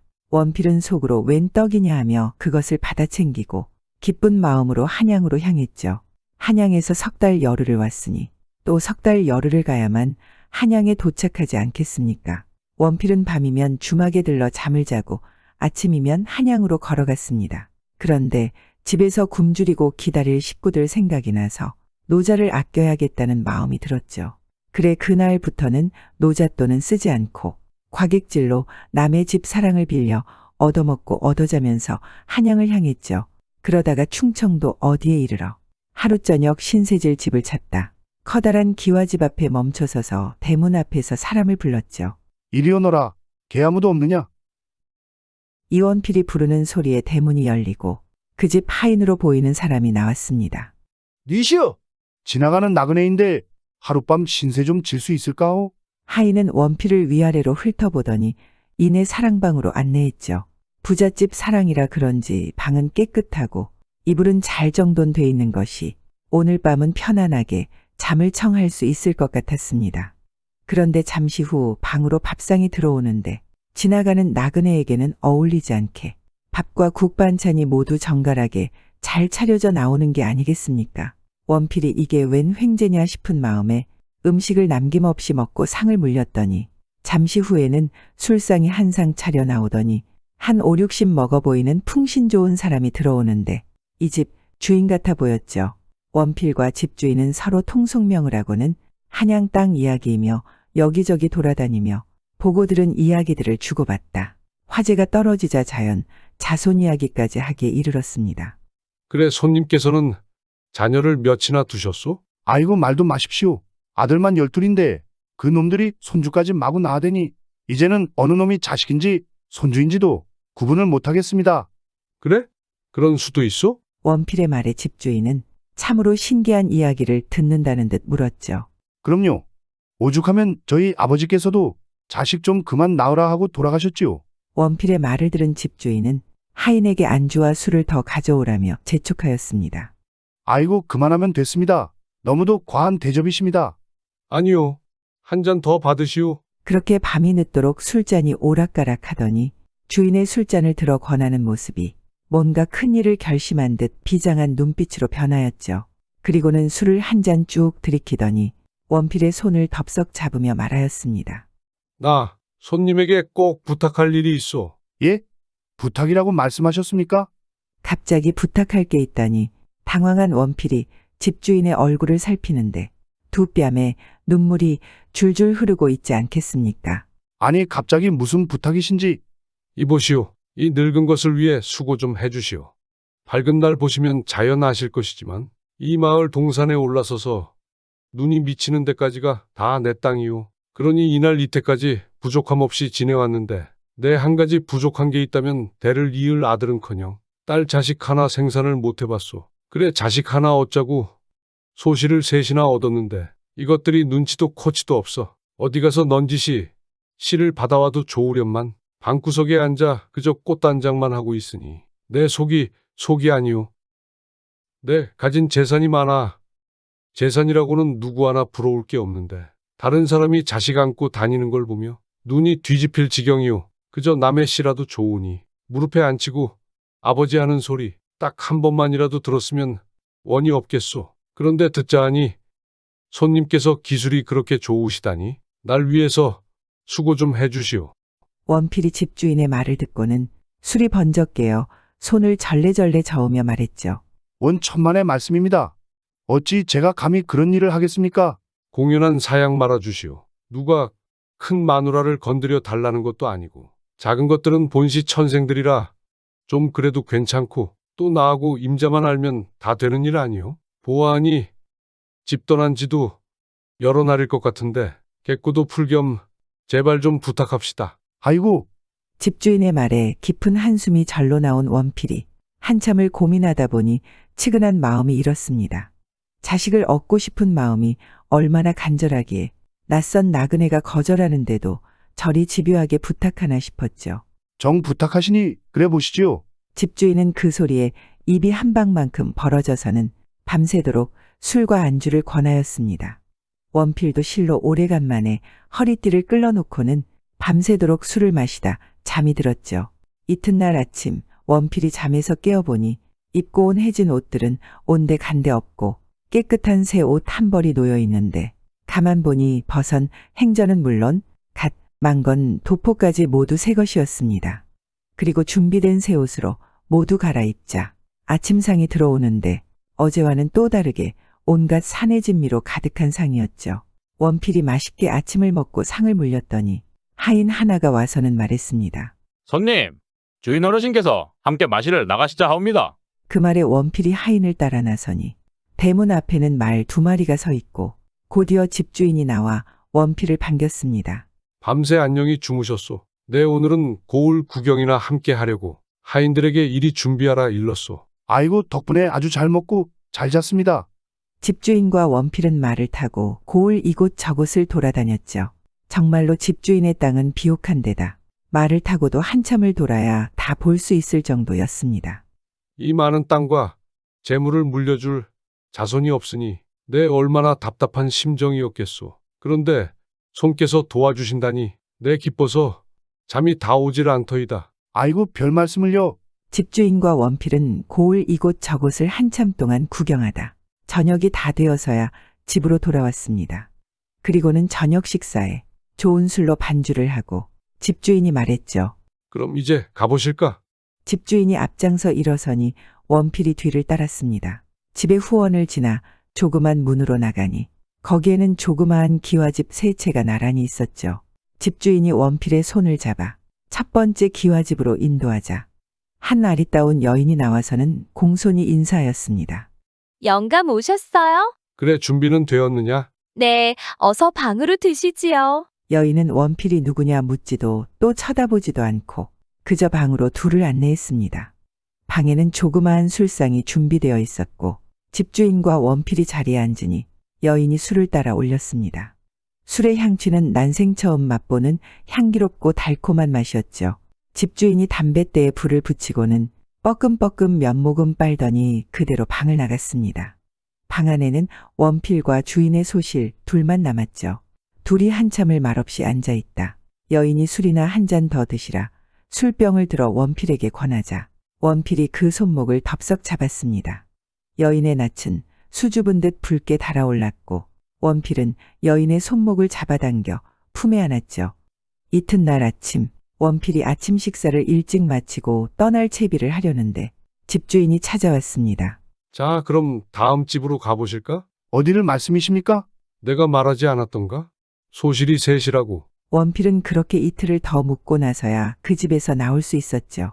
이거 너무 오랫동안 길을 지체하시게 해서 미안스럽네. 그래, 한양으로 빨리 가시라고 말을 준비했네. 이걸 타고 가면 며칠이면 한양에 도착할 수 있을 것이니 부디 사양 마시게. 아이고 고맙습니다. 그리고 이건 약소하지만 가서 다시 집안을 일으키시라고 재물을 조금 넣었네. 한양에 가시거든 열어보시게. 주인이 주는 상자를 받아든 원필은 고맙다 몇 번을 절하고 말고삐를 당겨 한양으로 향했습니다. 그리고 가는 길에 집주인이 준 것이 대체 무엇인지 궁금하여 말을 세우고 상자를 열어보니 누런 황금 돈이 가득했죠. 그렇게 기쁜 마음으로 한양에 돌아온 원필이 황금을 팔아 우선 식구들 옷가지들을 해 입히고 관연한 몇 명의 자녀들을 혼인시키며 집 한 칸씩 마련해주고 어원 20년을 살다 보니 도로 금방 빈털터리가 되고 말았습니다. 그리고 이원필도 이제는 반백이 되었죠. 집안에는 아들이며 손자의 증손자까지 드나드는 통에 벽이고 방바닥이고 문짝이고 성한 데가 없었고 날마다 먹을 것 때문에 악다구니를 떨며 시끌벅적 정신이 없었습니다. 그러되 하루는 이원필이 방 안에서 혼자 조용히 있으려니 어디 손자 놈들이 가만두질 않았죠. 할아버지 누가 찾아왔는데요? 아버지 누가 와서 아버지를 찾는데요? 누군데 그리 시끄럽게 소란이냐? 좋은 옷 입고 말 타고 셋이나 왔어요. 그 말에 이원필이 나가보니 바깥에는 젊고 건장한 사내 셋이 서 있었죠. 뉘신데 나를 찾아왔소? 들어가 뵙고 말씀드리겠습니다. 너무 누추한데 괜찮겠소? 괜찮습니다.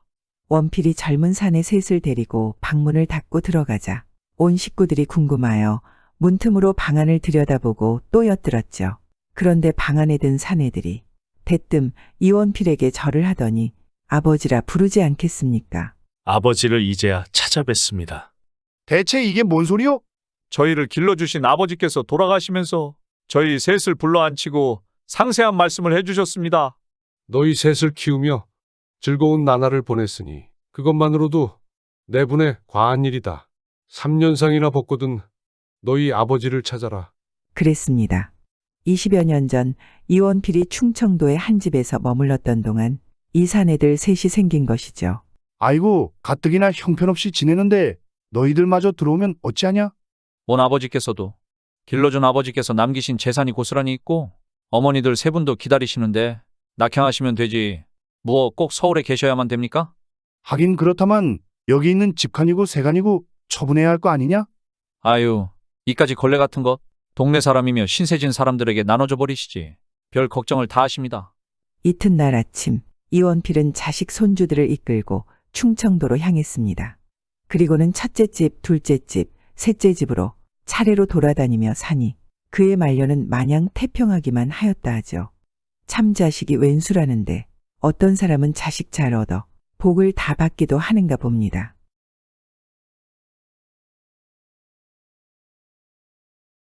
옛날 옛적 한양에 박씨 성을 가진 대장장이 한 사람이 있었습니다. 박씨는 철을 녹여 숟가락, 젓가락, 부엌칼, 가위 등을 만들어 팔아 살았는데 그 솜씨가 좋아 한양의 내로라 하는 집안의 부엌에는 박씨가 만든 칼이며 가위가 하나씩은 있었죠. 그러니 돈도 많이 벌었을 것 같지만 박씨는 도성 안의 조그만 초가에서 부인과 어린 자식들을 건사하며 소박하게 살았습니다. 박씨는 자상한 남편이자 좋은 아버지였죠. 하루 종일 뜨거운 쇳물을 부어 쇳덩이에 힘들게 망치질을 하고 온 날도 자식들의 발에 신길 집신을 손수 만들었고 단 하루도 양식이 떨어지지 않도록 하였습니다. 거기에 박씨는 어려운 이웃을 돕는 일도 서슴지 않았죠. 그의 자식들이 어려서 옷과 먹을 것이 필요할 때는 물론 먼저 자식들을 돌보았지만 조금이라도 남는 돈이 있다면 그의 대장간 문을 두드리는 거지들에게 점점 더 많이 나눠주기 시작했습니다. 배고픈 거지에게는 밥 한 그릇을, 돈이 필요한 거지에게는 동전 몇 개를 주곤 했죠. 사실 몇 개의 동전으로 옷이나 돼지 한 마리를 살 수는 없겠지만 빗방울이 모여 강이 되듯이 박씨의 돈꾀에서 돈이 흘러 굶주리는 거지들이 내민 손으로 흘러나가기를 매일같이 하였습니다. 그러다 보니 박씨의 대장간 문 앞에는 거지들이 끊이질 않았죠. 박씨가 일을 마치고 집으로 돌아올 때 그의 전대에는 동전 한 입도 남아있질 않았고 시간이 흐르니 집에 있는 박씨 돈꾀에도 동전 한 푼도 남지 않았습니다. 먹고 살 쌀을 팔 돈도 없었고 돈벌이가 되는 반짝반짝한 숟가락을 만들 철을 살 돈조차도 없었죠. 많은 사람이 그러하듯이 박씨도 돈을 빌려 살게 되었지만 가난하고 헐벗은 사람들을 돕는 일을 멈추지 않으니 거지들의 발걸음도 끊이질 않았습니다. 그러다 보니 박씨는 빌린 돈을 제대로 갚을 수가 없었죠. 결국 박씨는 빈털터리가 되었고 박씨에게 돈을 빌려주고 받지 못한 사람들은 그를 관아에 고발하기에 이르렀습니다. 네 이놈! 돈을 빌려갈 때에는 천금같이 약속을 하고 갚을 때는 돈이 없다 하니 내 놈 같은 놈은 매로 엄히 다스려야 할 것이다. 여봐라, 저놈을 매우 쳐라. 결국 박씨는 관아에서 호되게 매를 맞았고 금년 안에 반드시 돈을 갚겠다 약속하고 나서야 관아에서 풀려 나올 수 있었죠. 온몸에 멍이 들고 상처가 난 박씨는 비 내리는 지느끼를 휘청거리며 걸어 겨우 그의 집에 다다랐습니다. 사실 누굴 탓하겠습니까? 본인이 약속을 어겼으니 말이죠. 하지만 박씨는 걱정이었습니다. 금년 안에 빌린 돈을 다 갚기로 하였으나 돈이라는 것이 이자에 이자가 붙는 것이니 갚아야 할 돈은 원금의 몇 배로 늘었고 아무리 열심히 일을 해도 금년 안에 다 갚는다는 것은 힘든 일이었죠. 금년 안에 그 많은 돈을 갚기는 힘들 것 같은데 이러다 관아에서 매만 맞다가 생을 마감해야 할 것인데 아이고 이를 어찌해야 하나. 박 씨가 한 걱정을 하며 이제 막 그의 집 살인문을 들어서려고 할 때 무엇인가 딱딱한 것이 집신에 밟히는 게 아니겠습니까? 박 씨가 무엇인가 하고 진흙바닥을 자세히 살펴보니 동전 7개가 꿰어진 새끼줄이 살인문 안쪽에 떨어져 있었습니다. 박 씨는 그것을 주워서 아내에게 주며 말했죠. 물론 동전 7개는 큰 돈은 아니지만 적어도 저녁밥을 지을 쌀을 살 수 있을 거요. 아내는 관아에서 흠씬 두들겨 맞고 와서도 끼니 걱정을 하는 남편이 애처롭고 안 되어 보여 한참을 울었습니다. 그런데 동전을 받아들고 쌀을 사러 갔던 아내가 놀란 토끼 눈을 해가지고 돌아와서는 남편을 급하게 불렀죠. 여보, 여보, 아이고, 뭘 그리 수선스럽게 그러시오? 이것 좀 보시오. 아내가 보라며 내놓은 것은 아까 집 앞에서 주운 동전 다발이었죠. 왜 그러시오? 동전이 그대로인 것이 쌀을 못 사온 것이오? 아니, 이것 좀 보시오. 박 씨의 아내는 전대의 새끼줄에서 동전을 1개 뽑아냈습니다. 대체 뭘 보란 것이오? 아, 참말로 보고도 모르요? 동전 개수가 그대로 아니오? 정말 그랬죠. 동전 7개가 꿰어진 새끼줄에서 동전을 아무리 빼내어도 동전은 여전히 7개였습니다. 대체 이게 어찌된 일이오? 쌀값으로 동전 5개를 치르고 오다 주머니에서 동전이 하도 찰찰거려서 봤더니 처음 그대로 동전 7개가 꿰어져 있지 않아요. 박 씨는 도저히 자기 눈을 믿을 수 없었습니다. 그래서 새끼줄에서 동전 4개를 더 뽑았습니다. 그랬더니 새끼줄에는 여전히 7개가 남아 있었죠. 그날 박 씨는 잠자리에 들지 못하고 그 신기한 수수께끼를 풀려고 새끼줄에서 동전을 빼고 또 빼기를 계속하였습니다. 그렇게 몇 번이고 동전을 뽑아냈지만 언제나 7개가 남아있으니 참으로 신기하기만 했죠. 하늘이 당신에게 복을 내렸나 봐요. 참 그런가 보오. 부부의 집에는 모처럼 행복한 웃음소리가 들려왔죠. 그런데 사실 그 전대는 박 씨에게 밥을 얻어먹었던 도깨비가 박 씨가 고생하는 모습이 안타까워 선물로 준 것이었습니다. 아무것도 모르는 부부는 그 신비로운 전대에 대해서 아무에게도 말하지 않고 전대에서 돈을 빼 빚을 다 갚고서는 그것을 감추어 두었습니다. 박 씨는 대장간에서 여전히 반짝반짝 빛나는 칼과 수저 등을 만들었죠. 그런데 돈이 넘쳐나니 아무리 숨긴다 해도 조금은 티가 나지 않겠습니까? 이웃들이 그의 집, 새 지붕과 세간살이를 보고는 금 덩어리를 주운 게 아닌가 하고 의심할 정도였습니다. 아니 박 씨네는 얼마 전까지만 해도 양식이 없어 어들어 다니더만 갑자기 돈이 어디서 나서 저렇게 써대는 거야? 알게 뭐야? 어디서 황금이라도 주웠나 보지. 에이구, 남 걱정은 집어치우고 나 살 궁리나 해야 되지 않겠나? 그리고 박 씨의 그 너그러운 마음씨는 여전히 하늘만큼 컸습니다. 동네 거지며 어려운 이웃들을 남몰래 도왔죠. 부인, 우리에게 이러한 보물이 있는 것을 누군가 안다면 그걸 뺏으려고들 난리일 것이오. 그러니 이 일은 절대로 비밀로 해야 하오. 걱정 마세요. 내 목에 칼이 들어와도 어디 가서 말 한마디 안 할 테니. 박 씨 부부는 그날 이후로 비밀리에 사람들을 도와주었습니다. 그래서 거리에서 가난한 사람들에게 돈을 뿌리는 대신에 시골로 다니면서 가난한 집 대문에 있는 개구멍으로 동전을 던져놓고 오기도 하였고 어느 때는 부처님을 모시는 사찰에까지 가서 훌륭한 스님들에게 가난한 사람을 위해 써달라고 많은 돈을 주기도 했죠. 그런데 같은 시기에 도성 안의 선예청에 이상한 일이 벌어졌습니다. 이 선예청이라는 곳은 나라에서 세금으로 거둔 대동미와 대동포, 대동전을 모아둔 곳이었는데 그곳에서 자꾸 돈이 없어지는 것이었습니다. 아니 대체 어떻게 그렇게 많은 돈이 없어질 수 있단 말인가? 이 사실을 전하께서 아시면 여기 있는 그 누구도 살아남을 수 없을 것 아닌가? 선예청의 도제조가 제조들을 문책했지만 아무도 그 원인을 모르니 모두들 고개만 내젓고 있었죠. 사실 선예청의 관리들은 백성들이 임금께 바치는 공물과 세금들을 임금도 모르게 착취하고 있었습니다. 그러나 그들이 몰래 착취한 양보다 훨씬 많은 돈이 없어지고 있으니 걱정이 이만저만이 아니었죠. 도대체 그 도둑이 누구란 말인가? 개미 새끼 한 마리 못 들어올 정도로 이리 경비가 삼엄한 곳에서 그 많은 돈이 없어지다니. 분명 도둑은 우리 내부에 있을 것이야. 선예청의 제조들은 청안의 경비를 더욱더 삼엄하게 두었습니다. 그러던 어느 날 새벽녘에 선예청 도제조는 돈더미가 쌓여있는 창고에서 날카롭게 들리는 땡그랑 소리를 들었죠. 그래 가만히 숨죽이고 돈더미가 쌓인 창고 안을 들여다보니 놀랍게도 몇 개의 동전이 공중으로 올라가서 선해청 지붕에 있는 한 구멍을 통해 날아가는 게 아니겠습니까? 2개씩, 3개씩, 4개씩, 5개씩. 박 씨가 그의 요술 전대에서 동전을 뽑을 때마다 대궐 선해청의 동전이 사라졌던 것이었습니다. 도제조가 선해청 창고에서 날아가는 동전을 따라가 보니 동전은 바람을 타고 박 씨의 작은 집 지붕으로 날아가고 있었죠. 도제조는 그 집안에 뭐가 있을 줄 몰라 관병들을 데려올 요량으로 급히 선해청으로 돌아갔습니다. 그런데 이를 지켜보는 또 다른 누군가가 있었으니 다름 아니라 박 씨의 대문 앞에 그 요술 전대를 놓고 간 도깨비였죠.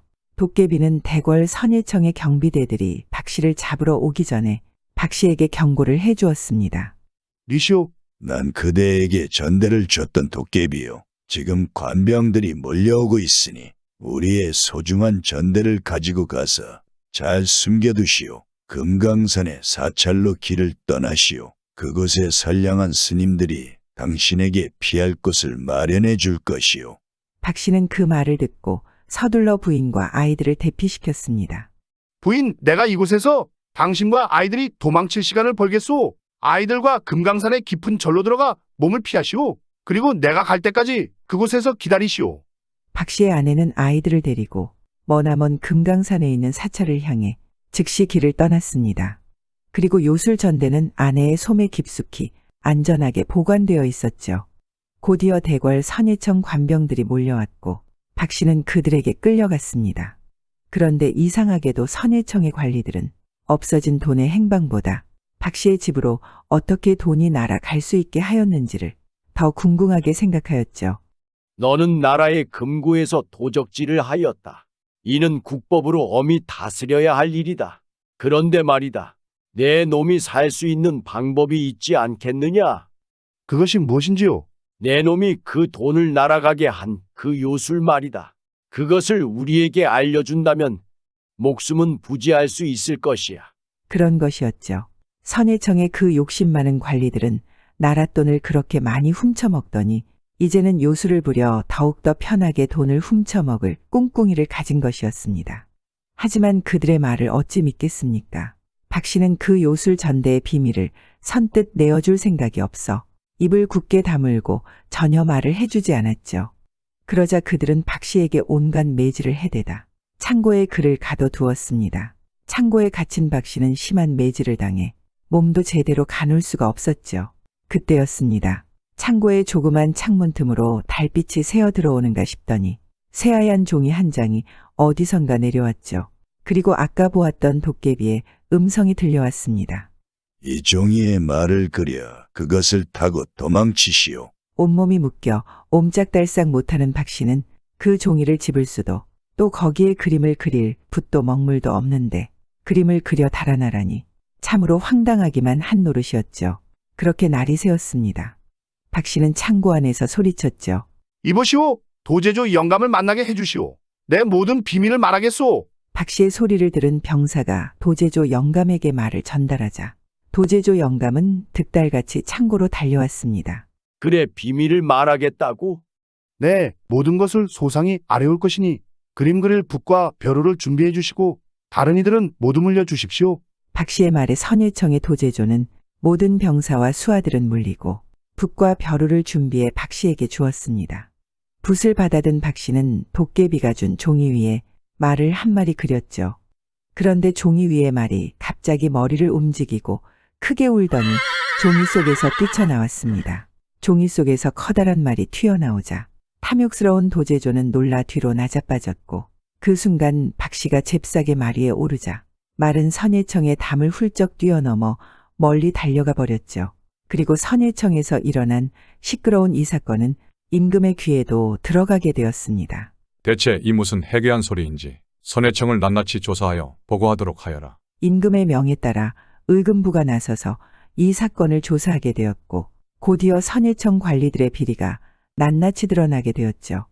결국 선해청의 관리들은 그 비리의 가담 정도에 따라 목이 달아나거나 귀양을 가는 중형에 처해졌습니다. 그리고 그 후 박 씨는 금강산에 들어가 가족과 재회하여 새 삶을 살았지만 요술 전대에서 다시는 돈을 빼서 쓰지 않았고 금강산 어느 곳에 그것을 숨겨놓고 죽었답니다. 내 몰랐소. 그 돈이 선해청 창고에서 나오는 돈인 줄. 그래서 어디다 숨겼습니까? 금강산에 숨겼지. 그러니까 금강산 어디요? 내 모르지. 나도 나이가 들어 깜빡깜빡하거든.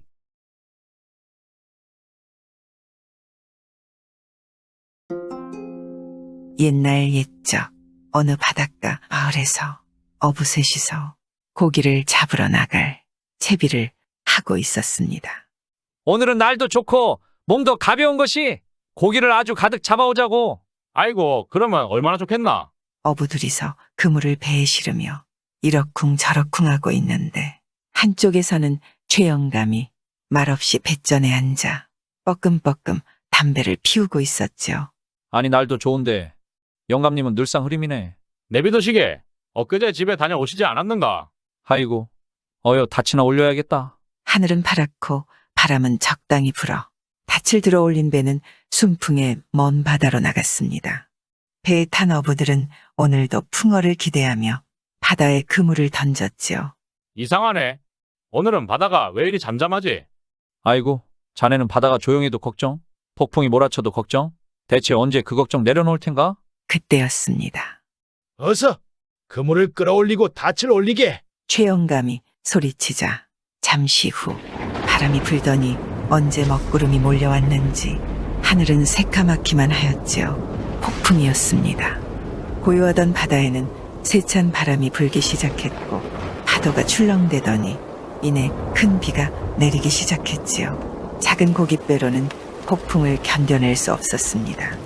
파도가 이리 치고 저리 치니 배는 갈 방향을 잃고 어부들은 속수무책으로 배만 붙들고 있었습니다.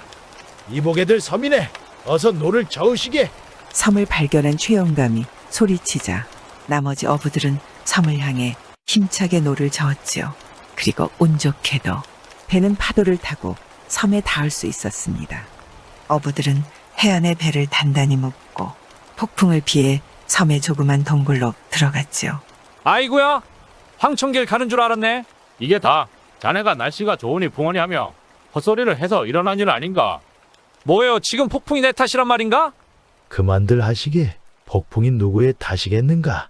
다 자연의 섭리 아니겠는가? 최노인의 만류에 어부들은 조용해졌습니다. 어부셋은 동굴 안에 조그만 모닥불을 피워놓고 폭풍우가 잠잠해지기만을 기다렸지요. 하지만 폭풍은 쉽게 가라앉지 않았고 세 사람은 동굴 속의 조그마한 모닥불 아래 도란도란 이야기 꽃을 피우고 있었습니다. 그러다 한 어부가 최영감에게 물었지요. 그런데 영감님은 왜 집에만 다녀오시면 늘상 얼굴을 못 펴십니까? 별소리일세. 그러게 말입니다. 저희와 고기를 잡으신 지도 벌써 10여 년이 지났는데 살아온 이야기를 도통 말씀해 주시질 않으니 궁금합니다. 그런가? 자네들과 벌써 10년이나 고기를 잡았는가? 아이고, 부끄러운 이야기뿐이네. 영감님, 저희 어머니는 소금 장수와 눈맞아 집 나가고 저놈의 아버지 기생질하다 만석군 재산 다 털어먹고 저희 사정은 다 아시면서 부끄러울 게 뭐 있겠습니까? 그런가? 그럼 어디 내 이야기 한번 들어볼 텐가?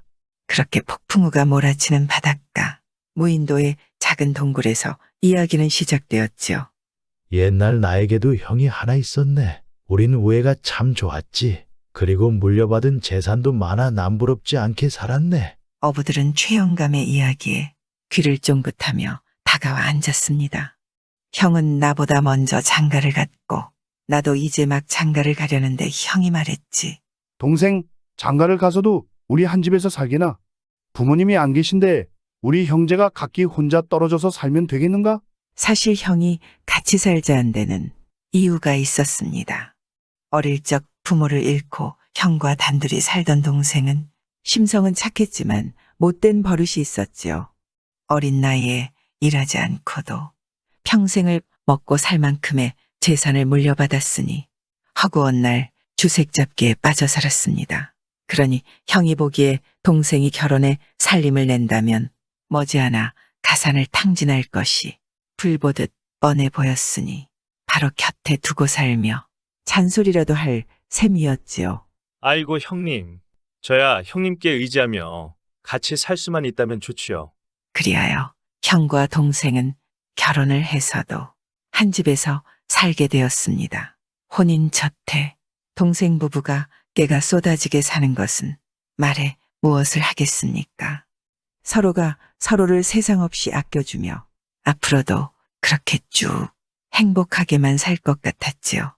그런데 제 버릇 어디 가겠습니까? 동생은 어느 날부터인가 조금씩 술 마시는 날이 많아졌고 급기야는 집에 들어오지 않는 날도 많아졌습니다. 그러니 형은 밤낮으로 노심초사였지요. 이놈아, 어디서 그리 술을 마시고 이제서야 들어오는 거야? 아이고 형님. 건넌 마을 동춘이 놈이 싫다는데도 아들을 낳았다며 술 한 잔 산다기에 어쩔 수 없이 일이 됐습니다. 이놈아, 동춘이 놈이 아들 낳은 지가 몇 년 전인데 이제 술을 사? 지금 어디서 거짓부렁이를 하고 있는 게냐? 아이고 형님. 한 번만 용서해 주십시오. 나 말고 어서 재수 씨에게나 가서 용서를 빌든지 하거라. 동생은 그제야 제 방으로 들어가더니 밤새 기다린 부인은 본체만 체하며 누워 잠이 들었습니다. 동생의 부인이 가만 보니 남편의 몸에서 술냄새 분냄새가 나는 것이 어디 기생집에서 밤새도록 코가 삐뚤어지게 술을 먹고 돌아온 게 분명하였지요.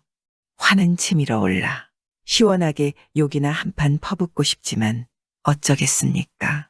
질투가 칠거지하게 하나인 시절이니 그저 미운 남편의 뒷모습 한번 보고 천장 한번 보고 한숨만 내쉬는 것밖에 할 것이 없었지요.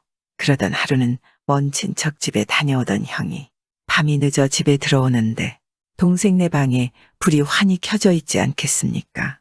며칠간 어디서 주색 잡기에 빠져서 집도 오지 않던 동생이 오늘은 집에 들어온 게 아닌지 형은 방으로 다가가 동생을 불렀습니다.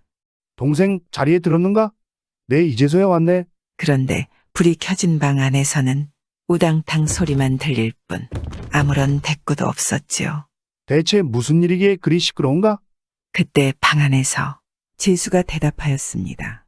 제가 쥐를 막 잡고 있는데 쥐가 이리저리 도망을 다니는 바람에 이러고 있습니다. 그럼 내가 들어가서 잡아도 되겠소?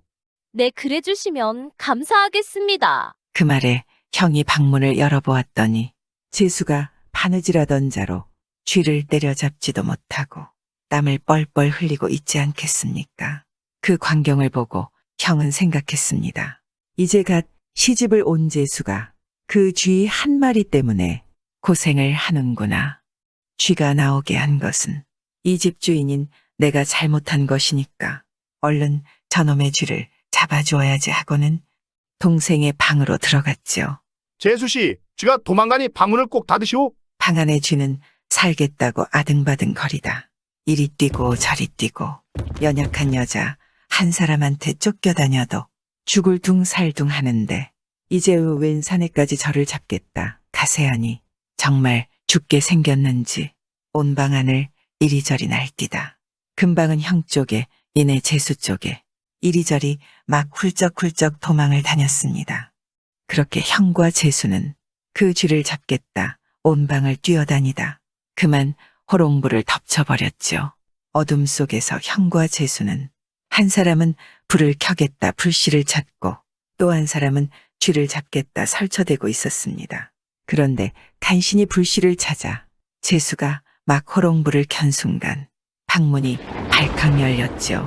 그리고 문 앞에 사람이 서 있는데 다름 아닌 동생이었습니다. 얄미운 쥐는 그 사이에 몰래 열린 문으로 나가버리고 동생이 방 안을 보니 형과 아내가 야단법석이었습니다. 한밤중 쥐를 잡느라 형과 재수가 좁은 방에서 난리를 피웠으니 옷매무새는 엉망이고 둘 다 앞가슴이 나오고 종아리가 나오고 머리는 뒤 헝클어지고 얼굴은 벌겋고 땀으로 뒤범벅이 되어서는 동생을 보고 그 당황한 표정을 짓는데 세 사람은 다 같이 소리를 질렀지요. 그런데 그 소리는 각기 다른 뜻을 담고 있지 않겠습니까? 그런데 형은 어떠한 해명도 하지 않고 미안하다고 하면서 그만 방을 나갔습니다. 대체 무엇이 미안하다는 말인가요? 아내는 땀이 난 얼굴이 새빨개지면서 벌벌 떨고 있었지요. 이 요망한 것, 내가 우리 형제를 망쳐 놓았구나. 시집온 지 얼마나 되었다고 형님한테 꼬리를 친다는 말이냐? 그것도 불을 꺼놓고 땀을 흘려가면서 야단법석을 치다니. 대체 처녀 때 어떻게 굴러먹었기에 우리 집에 시집을 오자마자 이런 일을 벌이는 것이냐? 아, 그것이 아니라. 재수는 남편에게 쥐를 잡은 이야기를 하려고 하였으나 이미 이성을 잃어버린 남편은 무슨 말을 해도 들으려 하지 않았습니다. 그것이 아니라니. 내가 꼬리를 친 것이 그것이 아니라면 무엇이 그것이냐? 몸통을 흔들어댔다는 말이냐? 아니면 형이 너를 홀렸다는 말이냐? 동생의 아내는 울기만 하였습니다. 아닙니다. 서방님, 제 말 좀 제발 들어주세요. 닥치거라. 이런 더러운 것 같으니라고. 한밤중 온 집안이 난리였습니다. 이때 멀리서 동생 내외가 하는 말을 듣고 있던 형이 막무가내인 동생에게 가서 말했습니다. 동생 고정하게. 그것이 아니라 사실은. 형이 동생을 붙들고 자초지종을 말하려는데 동생은 흥분하여 도저히 아무 소리도 듣기 싫어하였습니다. 형은 좀 가만히 있으시오. 저것이 일을 저지르고 형은 넘어간 것이니. 여보게 동생 오해야. 사실은 그것이 아니라. 듣기 싫소. 이 요물단지가 하나 들어와서 집안을 다 흐려놓는군요. 아, 정말 우리 집안이 이제 온 고을의 비웃음과 놀림을 받게 되는구나. 동생은 그때부터 가슴을 치며 노발대발하는데 형은 어찌하지 못하고 그 길로 자기 방에 돌아가 그만 목을 매달고 죽어버렸습니다. 아이고 서방님, 이리 가면 원통하여 어찌한단 말이오. 형의 죽음에 형수와 그 자식이 애달피 울고 시숙이 오해를 풀지 못하고 죽어버리니 재수도 원통하고 분하여 어찌할 바를 몰라 했지요. 아, 그 쥐를 잡으려다가 이런 비극이 생겼구나. 내가 이 집에 시집을 온 지 불과 1년이 되지 아니하는데 쥐를 잡다가 우리 시숙을 죽게 하였구나. 내가 결국 그 착실하고 얌전한 시숙을 죽인 것이니 살아서 무엇하랴. 그날로 재수도 목매달아 죽어버렸습니다. 이렇게 형도 아내도 죽다니. 비록 부정을 저질렀다고 하더라도 목숨을 다 끊으면 어쩌란 말인가. 동생은 형과 아내의 초상을 한꺼번에 치르게 되었지요. 그런데 초상을 치르고 보니까 방에서 형의 유서가 나왔습니다. 내가 재수를 도우려고 방 안에 들어가 쥐를 잡으려다가 오해를 빚었으나 풀 길이 없어가니 그만 재수에게 오해를 풀고 앞으로 잘 위해 주어라. 자고로 속담에 집안에서 제일 어려운 것이 시숙과 재수 사이라는데 재수가 혼자 있는 방에는 절대로 시숙이 들어가서는 안 된다는데 부득이 재수 혼자 있는 동생의 방에 들어간다면 한겨울이라도 문을 열어놓고 있어야 하는데 나는 그런 기초상식도 예절도 몰라서 이런 불상사가 일어나게 했으니 면목이 없구나. 잘 있거라. 재수를 이해하라. 아, 이게 무슨 일인가요? 동생은 방으로 가 방안을 뒤졌습니다. 아니나 다를까 부인이 쓰던 반다지 속에서 유서가 한 장 나왔습니다. 여보, 먼저 갑니다. 제가 쥐를 쫓아내면 될 것을 괜히 잡는다고 하다가 시숙을 돌아가시게 했으니 무슨 면목으로 살리어. 당신 형님이 무슨 못된 짓을 하려던 것은 아니니 오해를 푸십시오. 처음에는 형이 자기 죄를 변명할 길이 없어 죽고 아내도 사랑하던 형이 죽으니까 뒤따라 죽은 줄 알고 있었는데 유서를 보니 그게 아니구나. 내가 어리석게도 흥분하여 세상에서 제일 가까운 두 사람을 죽게 하였구나. 내가 어찌 하늘을 보고 살 수 있는가. 세상 사람들아, 사소한 것에 오해를 하고 흥분하여 날뛰는 자가 어떤 꼴을 당하는지 역력히 보아라. 동생은 그날로 모든 것을 버리고 집을 나와 거렁뱅이로 정처 없이 떠돌았습니다. 형과 부인을 죽게 한 자신을 도저히 용서할 수 없었지요. 그리고 세월이 흘러 동생은 어느 바닷가 마을로 들어왔습니다. 밥 한 술 얻어먹을 수 있을까요? 자네 지금 일도 안 하고 밥만 얻어먹으려는 것이야. 이런 고얀 놈, 내 밥 한 술 줄 테니까 같이 뱃일이나 가세. 그렇게 처음 이 마을로 들어와 뱃일을 시작했는데 일이 늙어버렸네. 그런데 어찌 마을에 정착할 마음을 먹으신 거죠? 그때 그랬지. 오늘처럼 고기를 잡으러 나왔는데 폭풍우가 몰려왔지. 밥 한 술 얻어먹겠다고 담배에 큰 파도가 쳐서 내가 그만 바다에 빠져버린 거야. 그때 그 노인이 던져준 밧줄을 붙잡고 살겠다고 죽기 싫다고 매달려서는 간신히 배로 다시 올라갔는데 그 순간 눈물이 얼마나 흐르던지 형도 부인도 죽게 한 놈이 제 목숨 아깝다고 밧줄에 매달려 안간힘을 쓰고 그 모습이 얼마나 부끄러웠는지 모르네. 그 순간 그 노인이 말하지 않던가. 아이고 미련한 놈, 사는데 이유가 있느냐? 그저 사는 거지. 사는데 이유를 찾으면 안 돼. 그날부터 난 매일 바다로 나왔지. 그리고 해마다 그날이 오면 형님과 아내의 무덤을 찾아 용서를 빌고 있다네. 나 혼자 살아서 미안하다고. 어부들은 최영감의 사연을 듣고는 함께 울었습니다. 살다 보면 오해로 인하여 일이 큰 일도 생기나 봅니다. 맞습니다. 그래도 살아야지요. 사는데 이유가 어디 있겠습니까? 구독과 좋아요와 함께 오늘도 좋은 날 되세요.